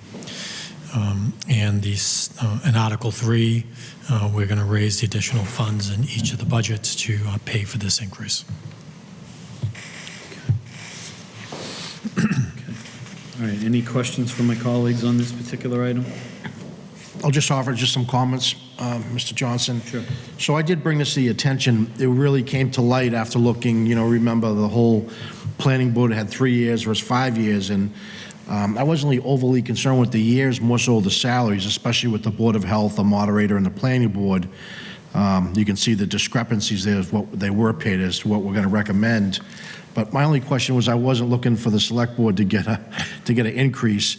But what was the thought process there, Mr. Montori? You said that increase actually went back to, we're adding something that was taken away in 2009? Yeah, it just restored the 10% cut that was made to all of the elected officials. So the increase to the Board of Selectmen is just restoring the salary to what it was in 2009.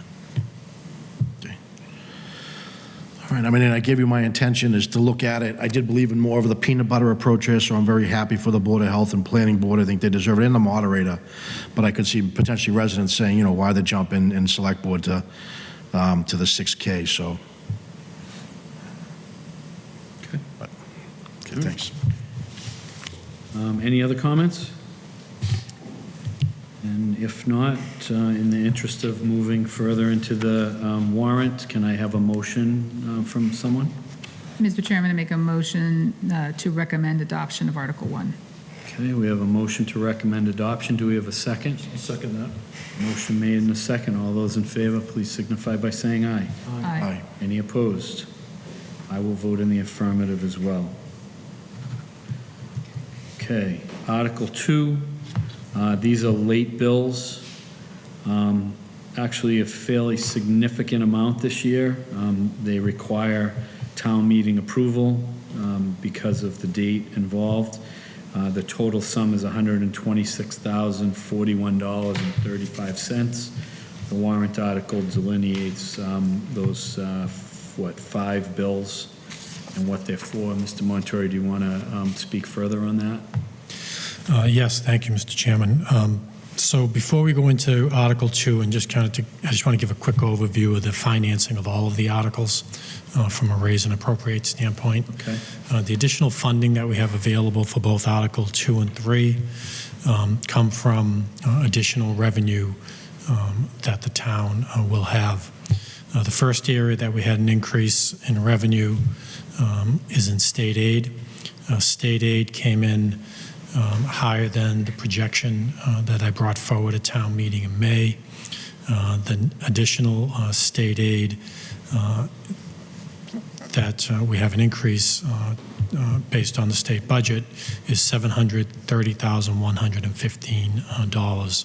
And that's based on not just the state aid that we're getting, but state and county charges that were assessed are less than what I projected. So that's the net impact to state aid for FY23 as approved by the legislature in July and as signed by the governor. In addition to the $730,115, we also are going to have an increase in new growth for 2 reasons. New growth was actually amended late in FY22 after an audit was conducted by a consulting firm that the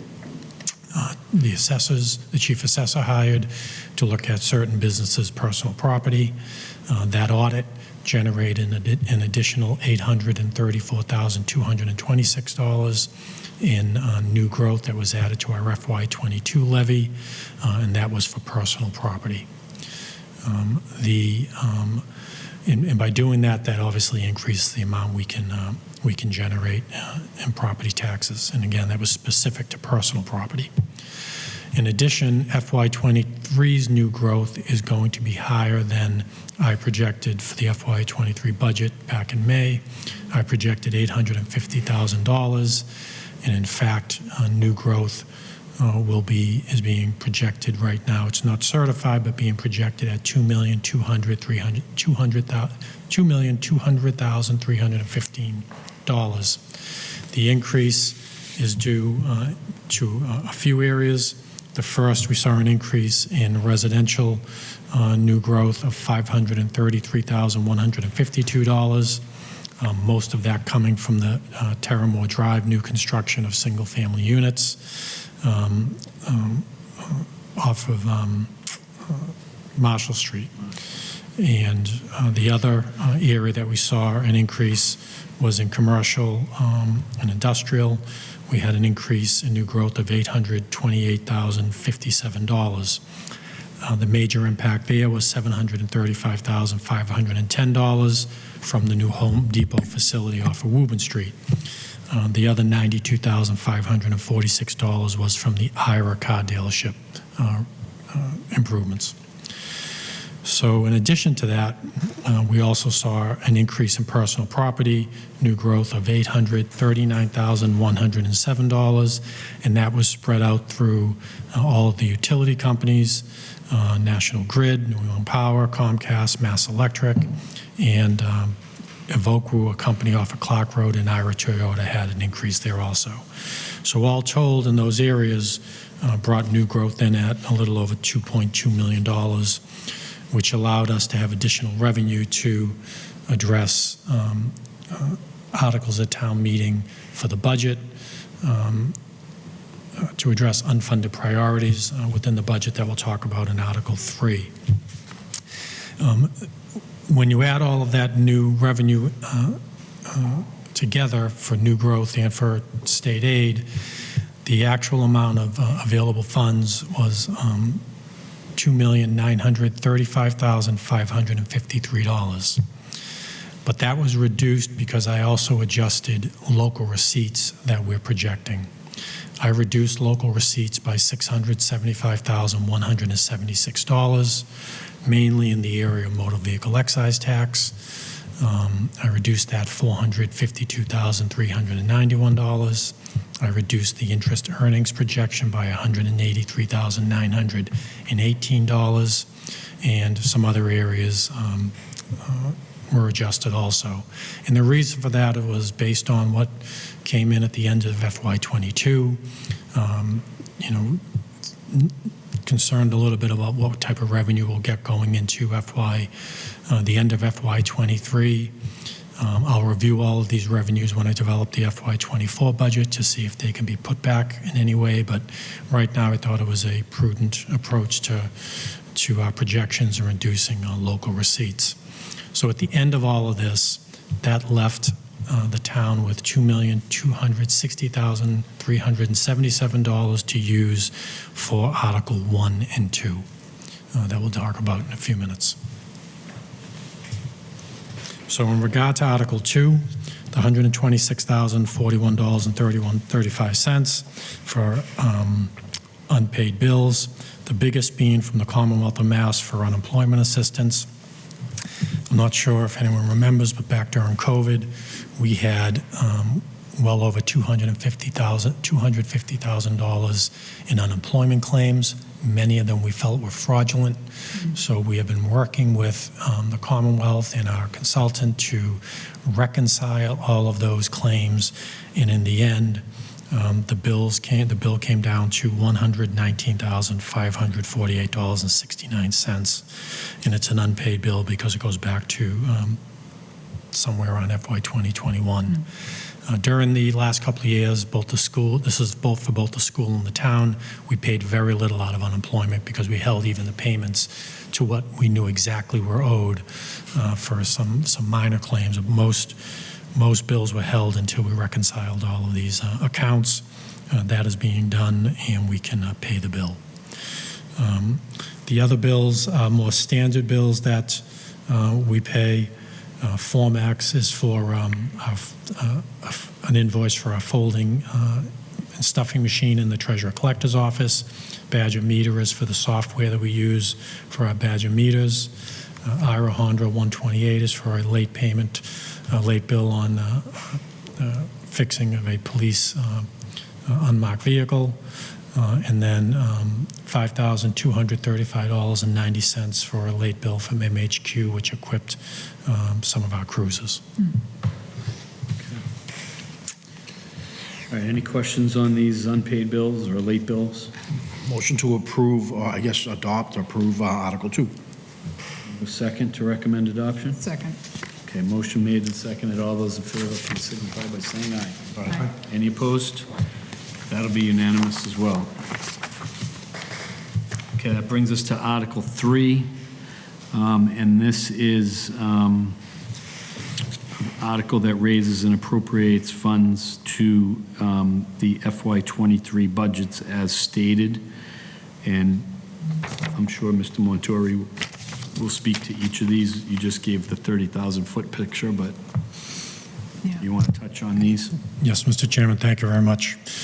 So, in general, what we have in front of the board and what we'll bring forward to the town meeting are increases to FY23 departmental budgets. And what we've addressed in all of these budgets are unfunded priorities that were identified by the department heads during the FY23 budget process. In fact, some of these, and the board knows, are unfunded priorities that date back well prior to the FY23 budget. None of these, many of these aren't new, and because we have the opportunity to bring them forward, we would like to address them at the October town meeting. The first few items are to address elected official salaries that I mentioned earlier, the moderator salary, the Board of Selectmen salary, Board of Health salary, Planning Board salaries, and school committee salaries based on Article 1's changes to those salaries. So that is what is addressed in those first 6 items. The next is police regular salaries, $292,000. This will be for the hiring of 4 additional patrolmen within the police department. Since I have been here, and I'm sure well prior to that, we have not added any patrolmen to the police department. We have added specialty positions, specialty units, but we have not added to the actual shifts that we have within the police department. This will add 1 officer to each shift, lessening the burden that's been placed upon the current shifts and the workload that's we're currently seeing within the department. This has been, again, a priority brought forward by the current chief since he's been appointed, as well as the previous chiefs that were working for the community. The next is police professional services. This is, and I just want to state back, the regular salaries obviously is a reoccurring expense in the budget. The police professional salary is the $53,000. This is a one-time expense within the budget for an assessment center, for promotional exams for lieutenant and sergeant, and also the deputy chief who is retiring at the beginning of next fiscal year. Because of the number of people that will be taking the exam, this cost is what we're setting aside to undertake both assessment centers. And when we hire a consultant or a firm to do an assessment center, it's usually based on a per person who takes advantage of the exam. Fire regular salaries, again, would be a reoccurring cost in the budget, $289,955. This is for hiring 4 additional firefighters, 1 to each shift, mainly to run the second ambulance within the fire department. Currently, we run the second ambulance with the help of, on overtime, with the help of money that we received in the past from the Commonwealth for our services to the state hospital. That is not a number that we can count on every year. FY23 is a good example where we did not receive funding.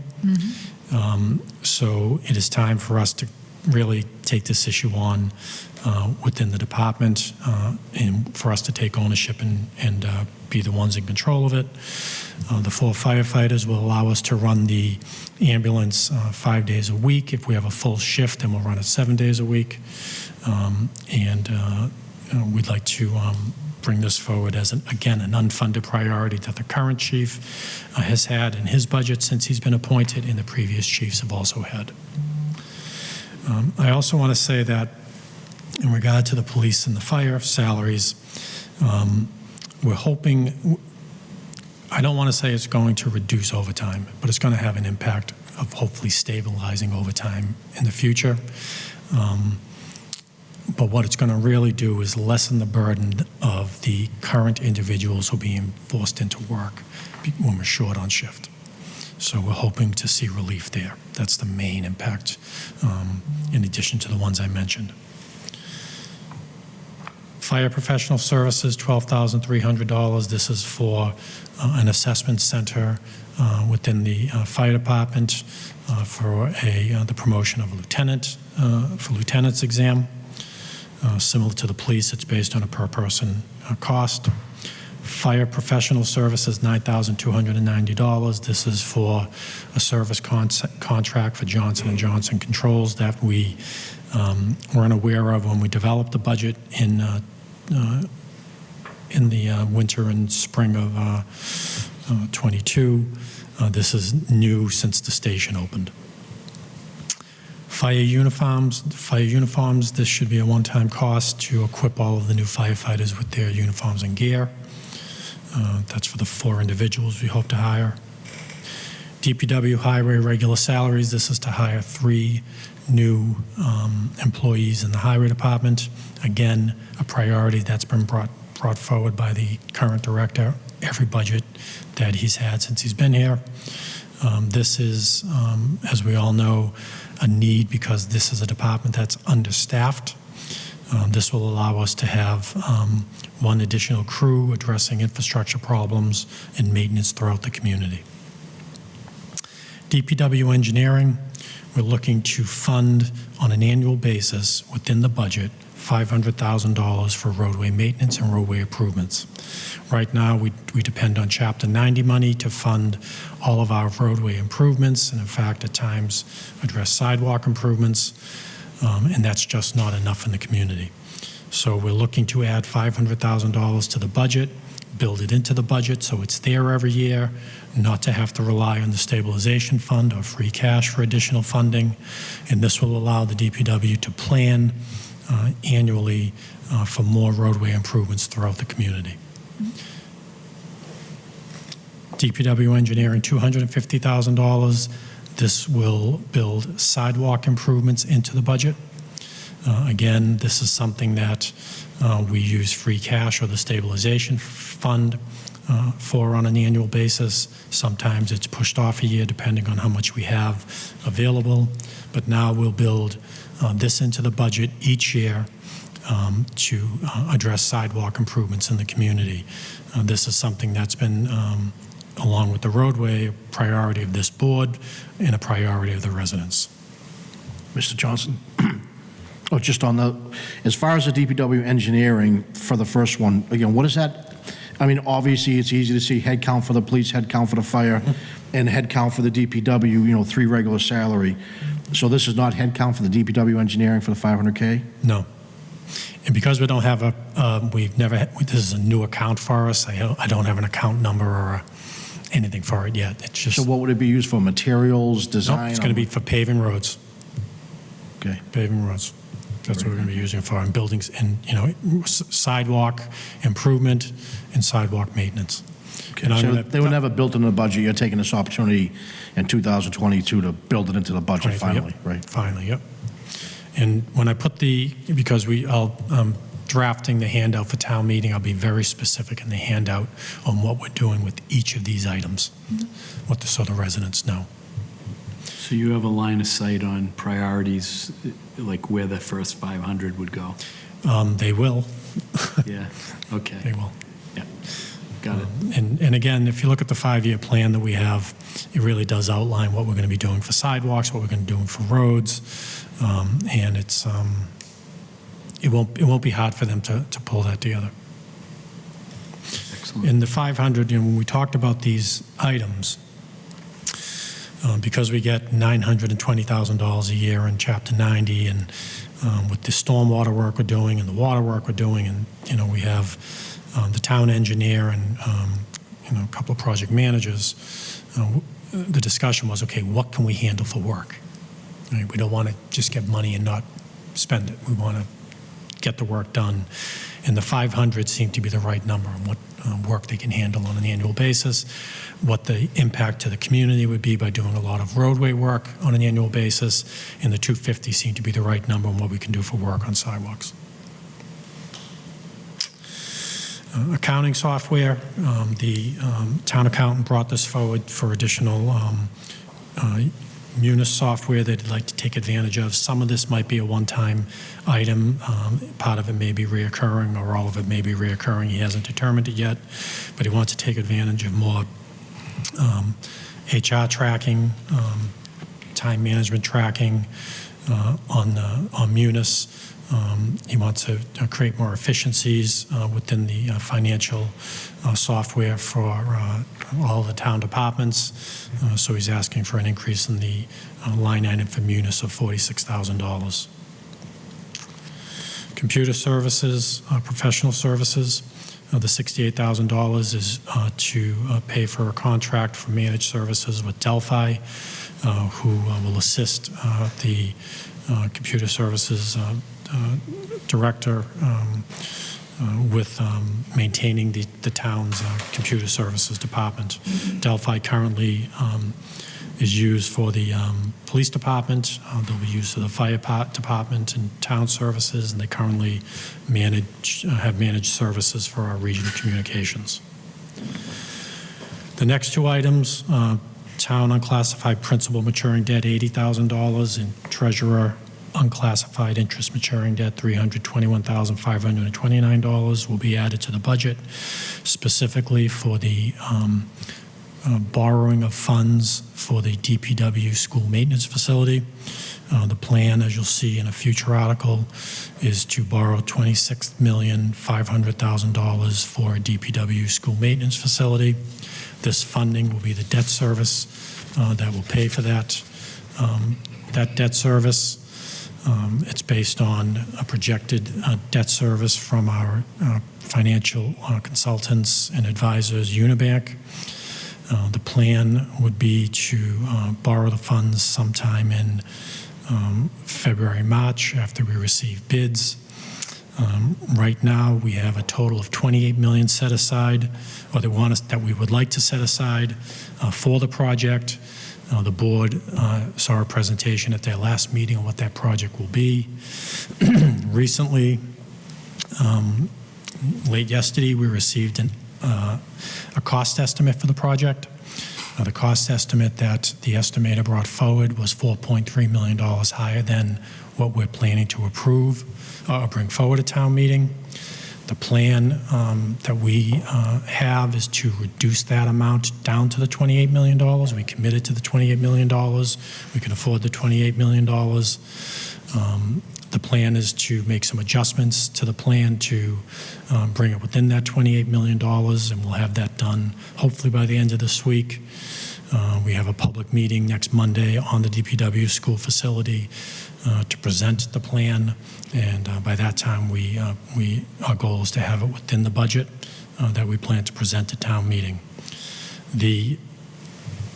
From an overall standpoint with what we're bringing forward, none of the reoccurring expenses that I mentioned and the DPW project will not move forward until I know that we can sustain this funding on an annual basis. Right now, we believe we can do that. One of the things I want to do is to get the FY24 budget process started, which will take place at the end of October. And there are two costs I want to finalize. One is the assessment to Middlesex retirement. Right now, our assessment is projected to go up a little over $1.1 million next year. I have been working with Middlesex Retirement on some questions that I have on that increased assessment that I believe are that they need to provide better information. And I hope to see that reduced when I'm done with my discussions with them, but right now that's not the case. The other area is our solid waste contract expires June 30th of 2023, and we are negotiating a new extension with Republic Services. I expect that to go up.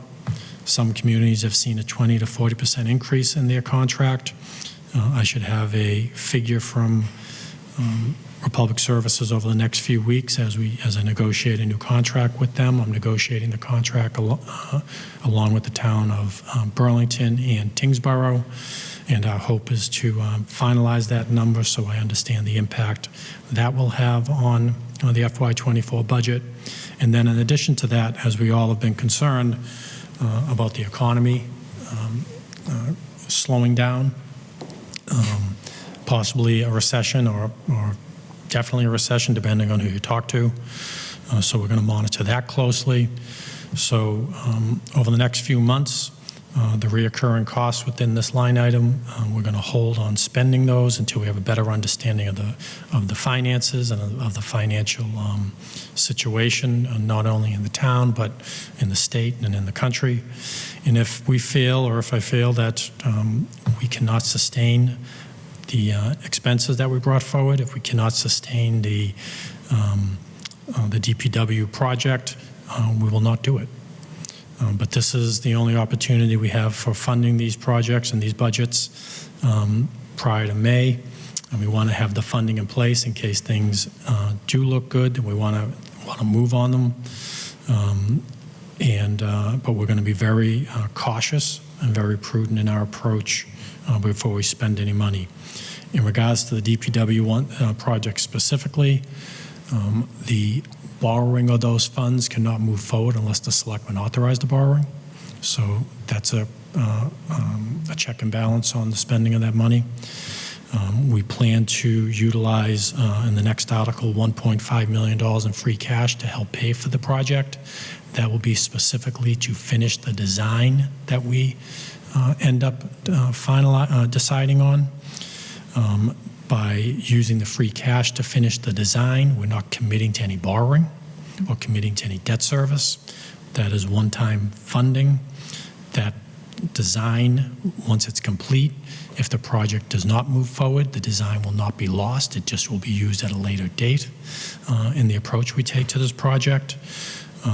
So we really do have some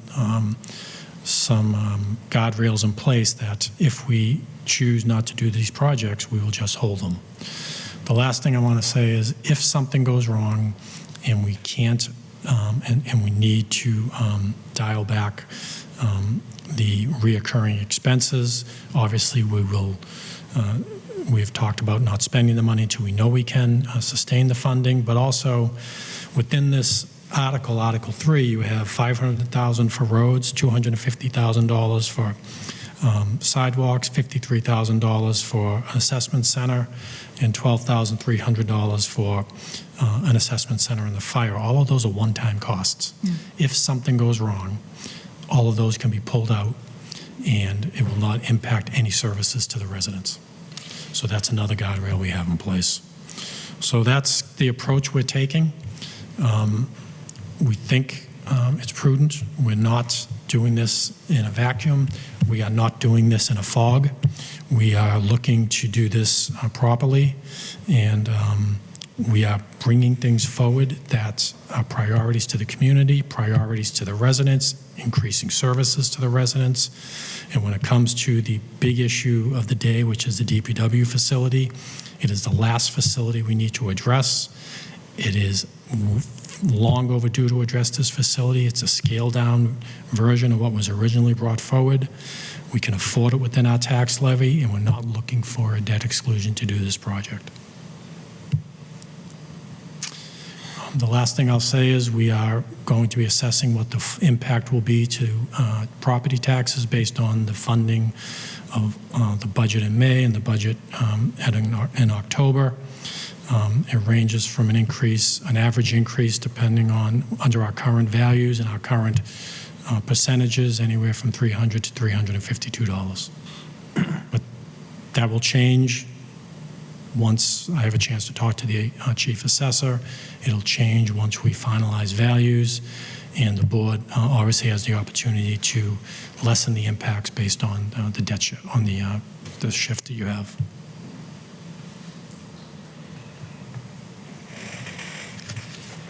Okay.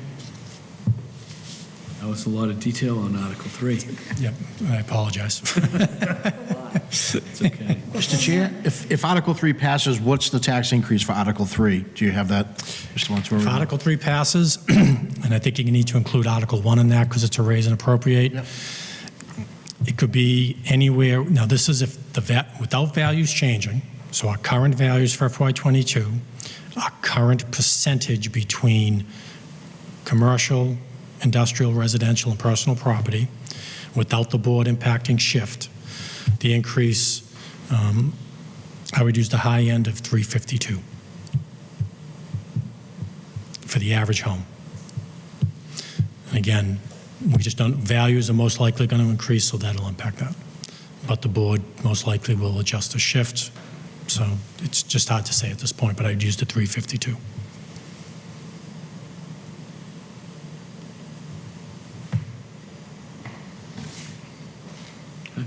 Mr. Chairman, I got a question for the town manager.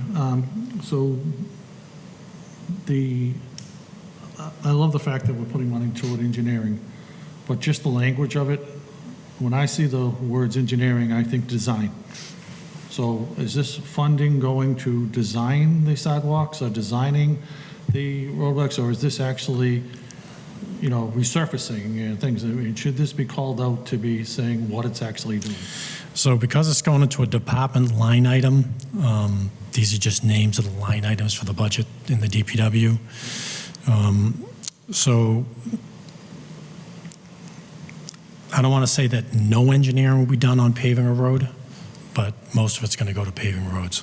Is that safe to say? Yeah, the road designs are usually pretty straightforward. So when you have your breakdown, can you I just can break that clarify down. Sure, absolutely. Because I'm thinking that we're going to hire somebody to be engineering this section of Yeah. roadway. And so, which I wouldn't have a problem with either.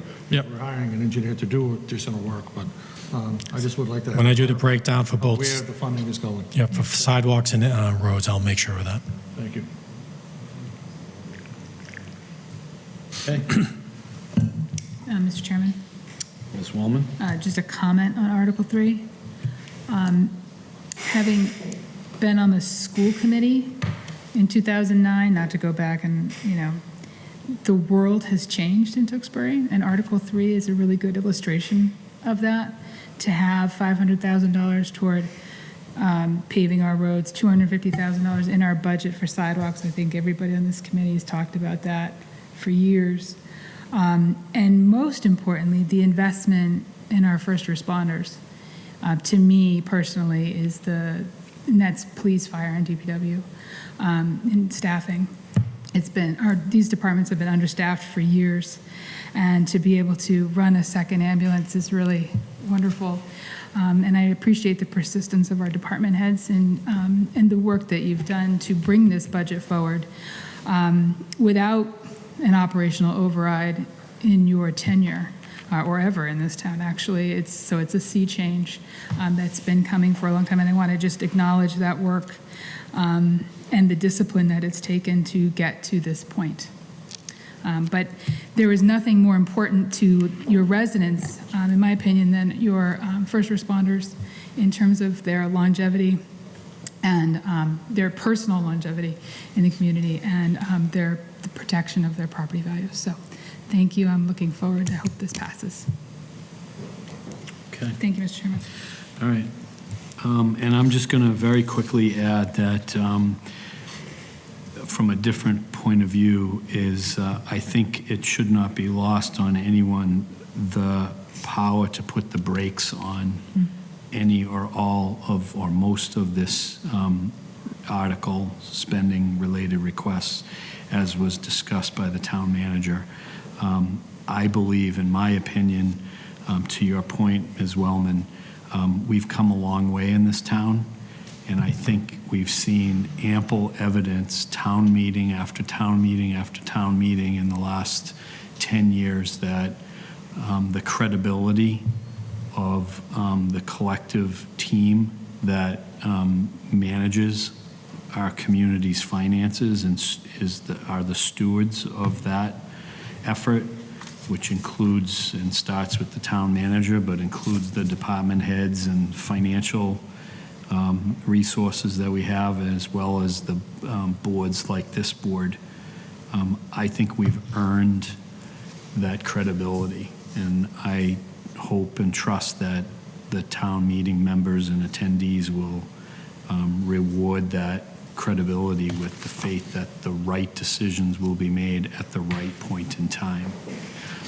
And they entrust us with in excess, I think, of $125 million every year, and in more recent years haven't asked very many questions about those funds. So I think from the standpoint of having the ability to put the brakes on, reassess where we are, and ultimately one thing that caught my attention is that as it relates to the DPW, it won't go forward regardless of what happens at town meeting unless this board approves of it. So as a person who sits at this table, I take great comfort in knowing that I have one of 5 voices to say do it or don't when that time comes. And I think that shouldn't be lost on our community as we move forward. So I'll leave it at that for now. So if there are no further questions or discussion on Article 3, can I ask for a motion? Mr. Chairman, I make a motion to recommend adoption of Article 3. Second. Okay, we have a motion made and a second to recommend adoption of Article 3. All those in favor, please signify by saying aye. Aye. Any opposed? The chair votes in the affirmative as well. That brings us to Article 4. This article will transfer funds from, as I see it, either the general fund free cash account or the stabilization fund.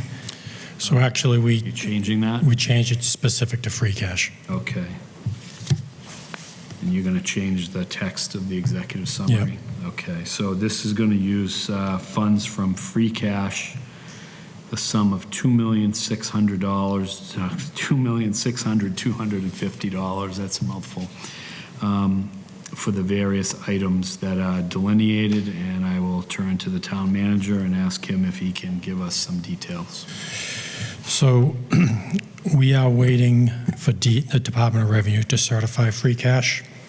We're projecting free cash to be a little bit over $7 million this year. It's higher than normal because we turned back a fair amount of money in budgets this past year. We also exceeded our revenue projections. The town accountant did an excellent job closing out old accounts that totaled over $1 million to help bring that number up. And we're just waiting for the Department of Revenue to certify it. The plan is to use $2.6 million to address some one-time capital items that were brought forward by departments that some have been in their capital plans. The first is $75,000 for the increase in previously approved DPW vehicles. We're finding that the cost of vehicles that we ordered, this goes back not this past May, but the previous town meeting, those prices aren't being held. So the cost of vehicles are going up. So we wanted to set aside $75,000 to address specifically 2 vehicles that had an increase in cost, and possibly others might also. The fuel storage upgrade for the DPW facility. This is the fuel storage for all of the town vehicles. It needs to be upgraded because the current keys are not working on a consistent basis. We need to upgrade the fuel storage to meet DEP standards. This is totally separate from the upgrade of the DPW school maintenance facility. That project did not consider upgrades to the fuel storage facility. This needs to be done regardless of that project.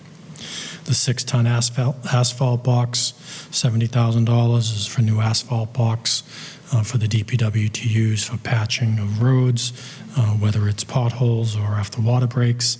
The current asphalt hot box has gone well past its useful life. We're looking to purchase a larger box for the highway department to use. Prisoner transport van, the police department's in need of a new transport van. For the department, this will replace a 2007 van that, again, similar to other equipment, has gone past its useful life, is not up to date for proper prisoner transport, and for the safety and for liability of the community, a new one is needed.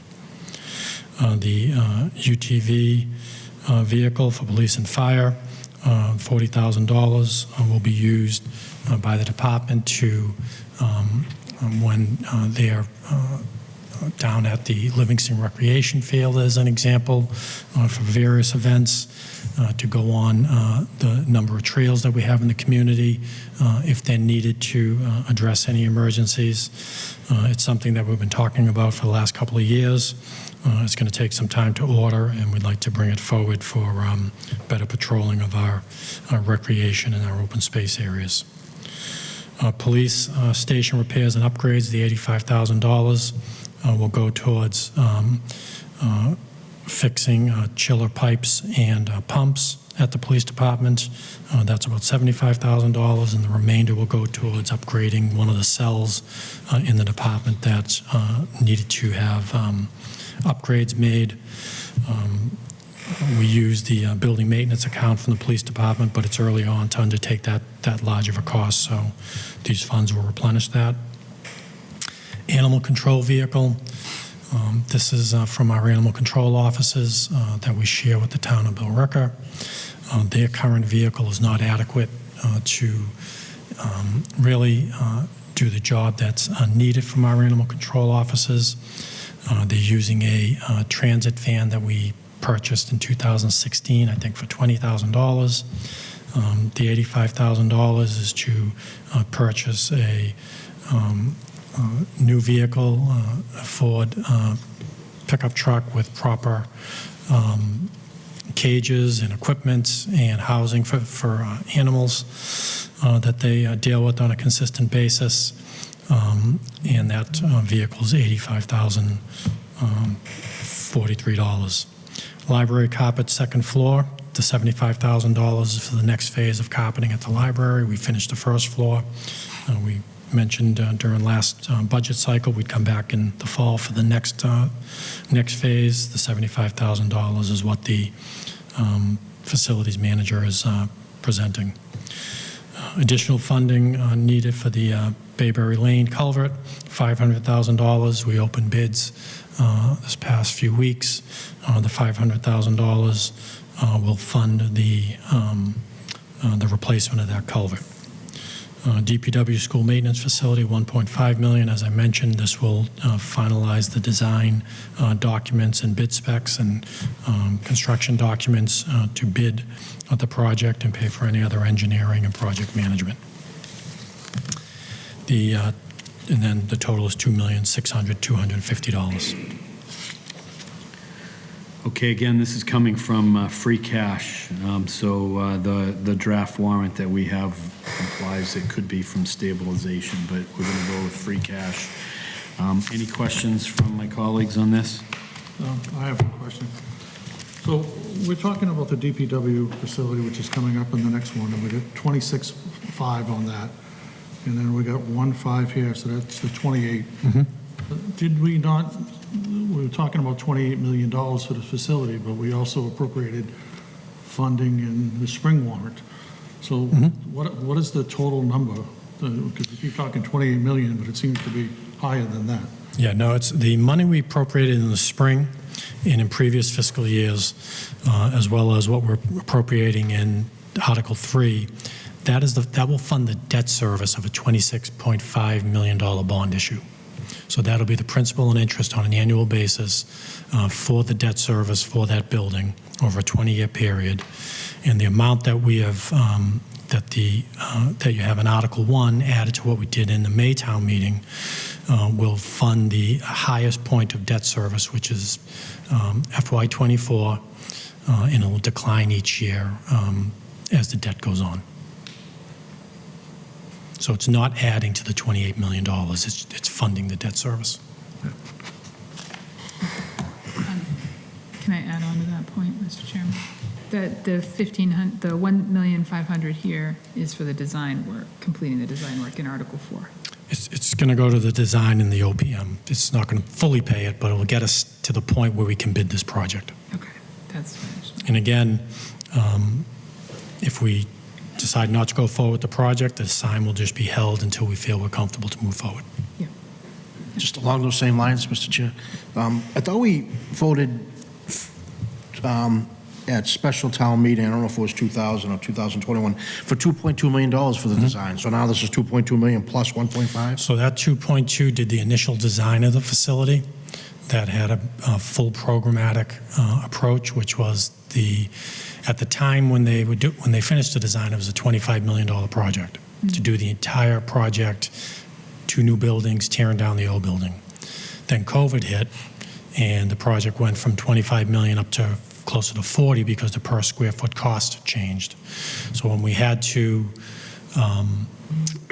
reassess the approach now is build 1 new building that's a little bit different than the original design, and we're not going to be building the second building. We're going to be utilizing the current facility. So that design of the full programmatic was just never brought forward because the cost was too much. So there's still some funding there that we are using, but that design was used for that full, at the time, $25 million, then jumped to close to $40 million. So, and again, if COVID didn't hit, we would have been out to bid, and the project would have been, well below what increase to. Right, but just so the residents around 3.7 just to design it. Yep. Yep. And it's not just design, under state law, we have to hire an owner's project manager. Any project over a certain threshold has to have an owner's project manager, so it's design, engineering, but it's also paying for the owner's project manager. Right, but it's not going into 20, it's not going into the money we're borrowing, right? Well, part of the 1.5 and part of the 2.2 have paid for the owner's project manager, and any balance would come from the 26.5 that we borrow, but. Okay. Okay? Thank you. Yep. Okay. If there's no further questions, can I ask for a motion on a recommendation for Article 4? Motion to recommend adoption. Do we have a second? Second. We have a motion made and a second. All those in favor, please signify by saying aye. Aye. Any opposed? Opposed? Okay, and I will vote in the affirmative. Mr. Crowman, I didn't hear your vote. Are you, No, I vote affirmative of it. I'm sorry? I vote in favor of it. Thank you. So it's 4-1 in favor. I apologize, I didn't hear you. The hour is getting late. Okay, Article 5. We've already covered some ground on this, but this is actually the warrant article that would allow the town to borrow the aforementioned $26.5 million associated with the cost of construction for the proposed DPW school maintenance facility. That's correct. And just one last thing I want to say about the project is, and just to follow up on what Mr. Kelly brought up, because it was a good point, and I'm glad he brought up the $2.2 million. When we originally brought the project forward, the 2.2 of the initial design was that full programmatic project. That was exactly what we needed, $25 million. At that time, interest rates were under 2%. Now they're over 3%. Yeah. Just shows you how much has changed. And it's still ongoing, it still could change the next 6 to 12 months. It could. Yeah, but the projection that we're using for debt service, and obviously it's a projection, and again, that will dictate whether we move forward or not, is from Unibank. It's not my projection. I don't want anybody to think I'm an investment projector or a consumer price index projector. That's from Unibank, and they project it as if we were borrowing this in February, March timeframe. Yeah. Okay. All right. I don't think we need to read this article per se or discuss it further unless there are questions. And if there are no questions, I will ask for any motions. Mr. Chairman, I make a motion to recommend adoption of Article 5. Okay, do we have a second? Second. We have a motion made and a second. All those in favor, please signify by saying aye. Aye. Any opposed? Opposed.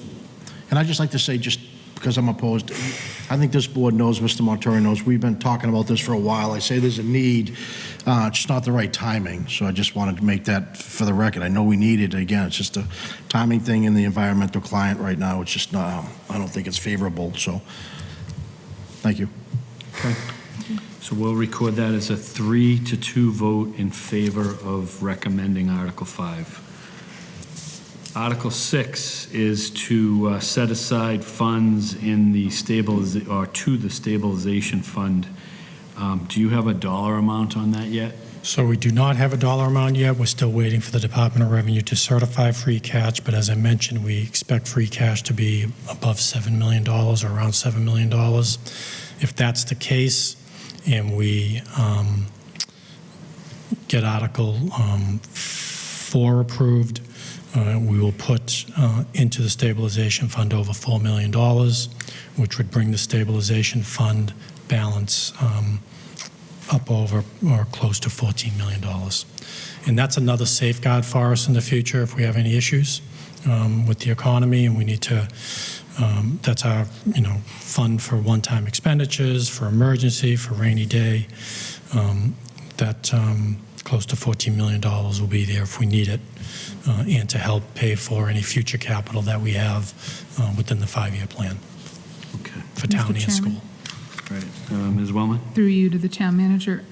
What was the balance of the stabilization fund when you were hired? I think it was under 500, maybe $300,000, if anything. I don't, yeah, it was low. I know. Thank you. And $14 million represents a little north of 10% of our annual budget, is that correct? Yes. Thank you. Okay, since we don't have a firm number, I'd like to ask for a motion to table Article 6, and I think we meet on the 26th of September. Do I have that date right? That's right. If we could table it till then, and if we have that number, do you anticipate we might have it by that point? Yeah, we could have it any day now. So, and if we have it for that board meeting, we can take it off the table and vote a recommendation. If not, we can table it once more for prior to town meeting. But if that's acceptable, I'd ask for a motion to table. So moved. Second. Okay, we have a motion made and a second. All those in favor, please signify by saying aye. Aye. Any opposed?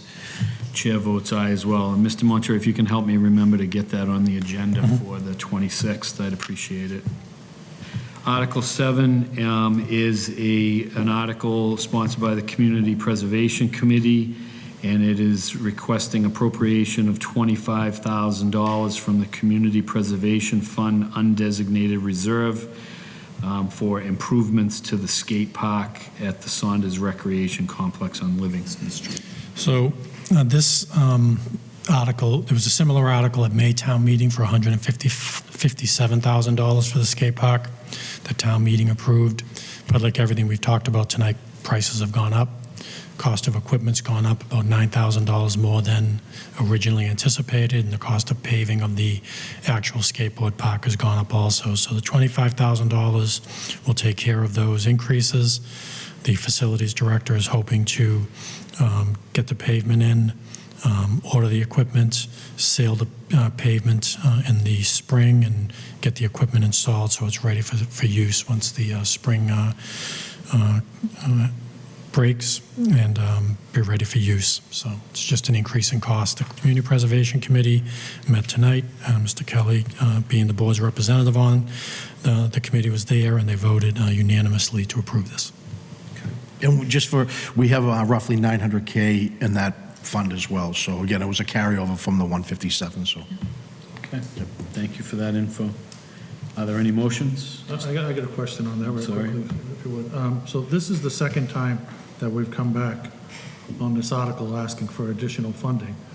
My concern is, will this, I'd hate that, it seems like construction costs are going through the roof on everything. Are we confident that this is going to do it? Or are we going to get to the spring? Because that's what happened last year. We asked for the additional funding to do this, and then we couldn't do it because of the construction cost. I spoke to the facilities manager today. If the he's ready to get everything going. He says it should. I just didn't know if it's something that, we got that type of money in the funds. I don't understand why we wouldn't just take a safeguard to increase that, to make sure that this gets done under the year. Because this is 2 years in a row they've come back talking about doing this, and then we keep coming back and we don't have enough money to finalize it. No, I understand. I think the 25 does have a contingency built in, so. Okay. I just want to bring up that point. There's still time if you want to revisit that, Mr. Montori, and bring it back if necessary. But If we need to amend it at town meeting for any reason, we can do that. everyone's comfortable. Okay. So, Mr. Kelly, you want to offer a motion since you represent us? on Sure, this? motion to adopt Article. Okay. Is there a second? Second. I have a motion made and a second to recommend adoption of Article 7. All those in favor, please signify by saying aye. Aye. Any opposed? Chair votes aye as well. Okay, Article 8 is a long-awaited article that would change the town's general bylaws to include Chapter 5-10 pertaining to marijuana establishments. Any commentary you want to offer, Mr. Montori, on this? No, I mean, Article 8, 9, and 10 all deal with allowing retail marijuana sales in the community. and we need to change the general bylaws to do that for regulation and guidance. And then the zoning needs to be changed to allow it in certain zones. And then Article 10 is the percentage that we will be imposing. So all three of them deal with the same thing. Okay.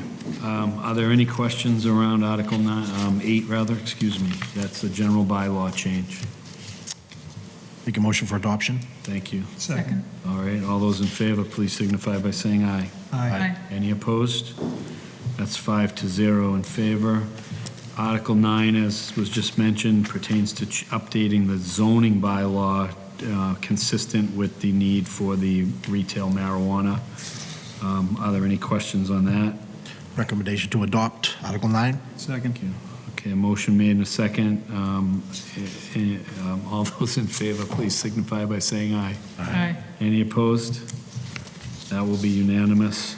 And Article 10 allows the town to impose a 3% excise tax on the sale of retail marijuana, provided the prior two articles pass.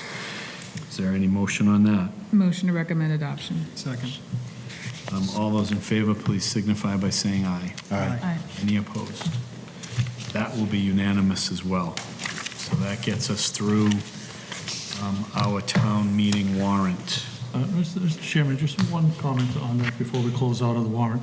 I thought we had our DPW director talk about, were you talking about bringing something about shade trees to the warrant, or is that something? No, that's what that's going to be. That's gonna be next year? That's a policy for the Okay. for the board to talk about, and then he mentioned the right-of-way bylaw should be adjusted dealing with shade trees. And then I just have one other comment. You know, many times we're sitting here talking about this warrant, and it's been brought up a couple of times that the DPW is the last facility that we need to do. I find that hard to believe. Is it the last facility this year? Because we have a number of projects that need to be done. And just to have, you know, we have a couple of other schools that are past their useful life. We got a South State Fire Station that's going to need improvements at some point. So it just, you know, when we keep talking about this is the last project, I mean, I don't want to be disingenuous with the residents that, like, we're not coming back looking for anything in the next, like, how many years? Like, this is the last project for, how long do we figure it's the last project for? So the South Station doesn't need, we did some interior improvements this past year, and the South Station's fine. Fine. There's going to be some, you're not going to be replacing the North Station, but there's some improvements to the North Station they're going to want to make, but nothing to the wholesale scale of what the DPW or the Center Fire Station or the high school or the current elementary school that we brought forward, or the regional communications that was funded by a grant that we brought forward. The doing in the Heathbrook, the business manager has done an excellent job paying for capital improvements to those schools. I think they'll continue to do that. That's not to say down the road the schools may want to combine those, I'm not sure. But from where we're sitting right now, the DPW facility has been in the capital budget since I've been here, as was the high school, as was the Center Fire Station, as was all the other buildings we did. So from our standpoint, especially on the town side, it really is the last building. We did the senior center, we did the library, police station was done, you know, it was a while ago, but we've maintained it well. When you're looking at town facilities, it's, I guess we won't use the word last again, but it really is the next one in line. Thank you. It's a fair point, but I'd also add that our bond rating is predicated, at least in part, on our investing in our community, which we've done plenty of. But that doesn't mean it will ever stop. We have an obligation to continue to do that as things need to be addressed. And if we fail to do that, eventually the bond rating agencies will hurt the town from a financial perspective for the lack of commitment. at that point in time. So I think it's more appropriate that we manage it properly, which I will go back to my comments earlier. I think we've done that for 10 years, and I think the residents of this community support what's being done because they have supported everything we've asked for over and over and over again. So I'll leave it at that. One comment, Mr. Mr. Chairman. Mackey. We can avoid saying last, but Yeah, I'd say it's I'm the not going last. to, that's a great point. I'm not going to say Well, last. last of our first responders that need a new building. Yeah. That's one thing, and Ms. Wellman, you called it out earlier tonight, and I actually really appreciate it. Police and fire do a great job. They get lots of love. The DPW does not get the same level of love. So as far as our first responders go, I think this is the last need for a big project like that. Good comment. Okay, let's move on. It's now 9:35, so hopefully we can all get home at a reasonable hour. Town council invoice, Mr. Montori? Yep, we have one town council invoice for July 16th through the 31st on the amount of $4,207.50, and I would recommend approval. Any questions? If not, can I have a motion? So moved, Mr. Chairman. Second. All those in favor, please signify by saying aye. Aye. Any opposed? That's approved. Okay, you all have received, I think, electronically, and, excuse me, in the packet of materials, minutes that we are, out of an abundance of caution, approving either for the first time or reapproving. And they include April 6, 2021, May 3, 2021, May 5, 2021, May 18, 2021, October 5, 2021, November 30, 2021, January 25, 2022, March 29, 2022, April 25, 2022, and August 8, 2022. I trust everyone's had a chance to review those, and I would ask for a motion, and we can do that in one vote, hopefully. Motion to approve, Mr. Chairman. So moved. You got a motion made in a second? Second. All those in favor, please signify by saying aye. Aye. Any opposed? Those minutes are now approved. And I want to ask the town manager to thank our new staff who has been working really hard, Paula, to organize these and fill in the blanks. And she's done a great job in terms of tracking all this information down and working with all the stakeholders to get that stuff done. So kudos to her for that effort. All right, that brings us to board member reports. Mr. Kelly, you want to lead us off? We had Article 7 that was adopted. Thank you. Thank you. Thank you. Ms. Wellman? I have a few.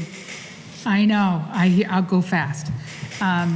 So earlier this week was World Suicide Prevention Day, and I just wanted to state that for anyone that's struggling or anyone that has had a loved one who is struggling with mental illness, that they can call 988 for a trained crisis counselor, and they can also visit the National Alliance of Mental Illness at nami.org or text helpline to 62640.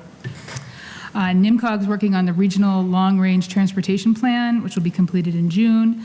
All communities are encouraged to get their projects listed on that plan in order to get funding through the TIP. The annual Comprehensive Economic Development Strategy is also being updated, and staff are doing community listening to business leaders to get a sense of priorities. If anybody on the board or anybody in the community has something they'd like to contribute to that project, please feel free to reach out to me or Jim Duffy on the planning board. The NIMCOG's meeting again next week on Wednesday. The elementary school building committee met last week, seeing photos and a drone video of the exterior of the building of the site, and the site is very exciting. Despite the dry conditions this summer, the storms last week gave an opportunity for the stormwater retention structures to be tested on site, and they seem to be working well. The project is 45 days until substantial completion on October 28, and 90 days remaining until final completion. And the committee had some discussion around pedestrian safety driven by resident concerns. Beautification Day is coming up September 24, this Saturday, I believe. if I'm right, I don't know, it's late, 9 a.m. to 2 p.m., and folks can pick up supplies here at Town Hall from 9 to noon. And Mass Mosquito will be picking up, will be collecting tires off rims for residents at the DPW site. And finally, Hidden Battles Foundation is hosting the 6th annual Pitch for Prevention Cornhole Tournament and a Family Day also on Saturday, September 24th from 11 a.m. to 4 p.m. at the Bunting Club. Thank you very much. Thank you. Mr. Mackey? Thank you, Mr. Chairman. Just one note, last week, we had some YouTubers going around Town Hall videotaping people, and I just wanted to extend some kudos to Mr. Montori and the staff for their professional handling of all of those interactions. Very good. Thank you. Mr. Kratman? The reuse committee for the North End Trahan schools met last Thursday. The survey is out to the public. I hope that everybody takes a look at the survey, fills it out, sends it in. We have another meeting coming up this Thursday, and we hope to get something to the select board by the end of the year. The LRTA meeting is scheduled for September 22nd, which I'll be attending that as well. And the only other thing I want to thank is I want to thank everyone that attended the 9/11 ceremony for our community. Big thanks to our police and fire that always come out with the honor guard, Boy Scouts, Girl Scouts, everybody that came and took part in it. We had over 200 people there easily. I'm not even sure how many people, but it was quite a crowd. I also want to give big thanks to the town of Tewksbury. The monument was falling apart. Over 5 years, we had the top concrete pad. We had it covered with boards because it was falling apart so much. We had plans on doing some fundraising, but because of COVID, we were unable to do so. I brought it to the attention of the town manager. The town stepped up and provided some services to repair that thing. We still have a lot of work that needs to be done, that the committee will still get the bricks reset, the lights fixed, everything. It's 21 years old. It needs some love and care. But the town stepped up, and for that ceremony, it looked beautiful, and I really want to thank the town of Tewksbury and everybody that attended. Thank you. Very good. And I will just recognize public safety chiefs, the two of them here tonight, as well as other DPW leadership and the assistant town manager were here. I want to thank them for hanging in through the evening. Often we have questions about the stuff that pertains to your departments. Fortunately, we spared you this evening, but we're grateful for your presence and thank you for your patience. And with that said, I will end my comments. You have one. I just want to just say one quick thing. The warrants, special town meeting warrants will be posted Friday, and it's gone to the printer and will be mailed within the week. Okay, very good.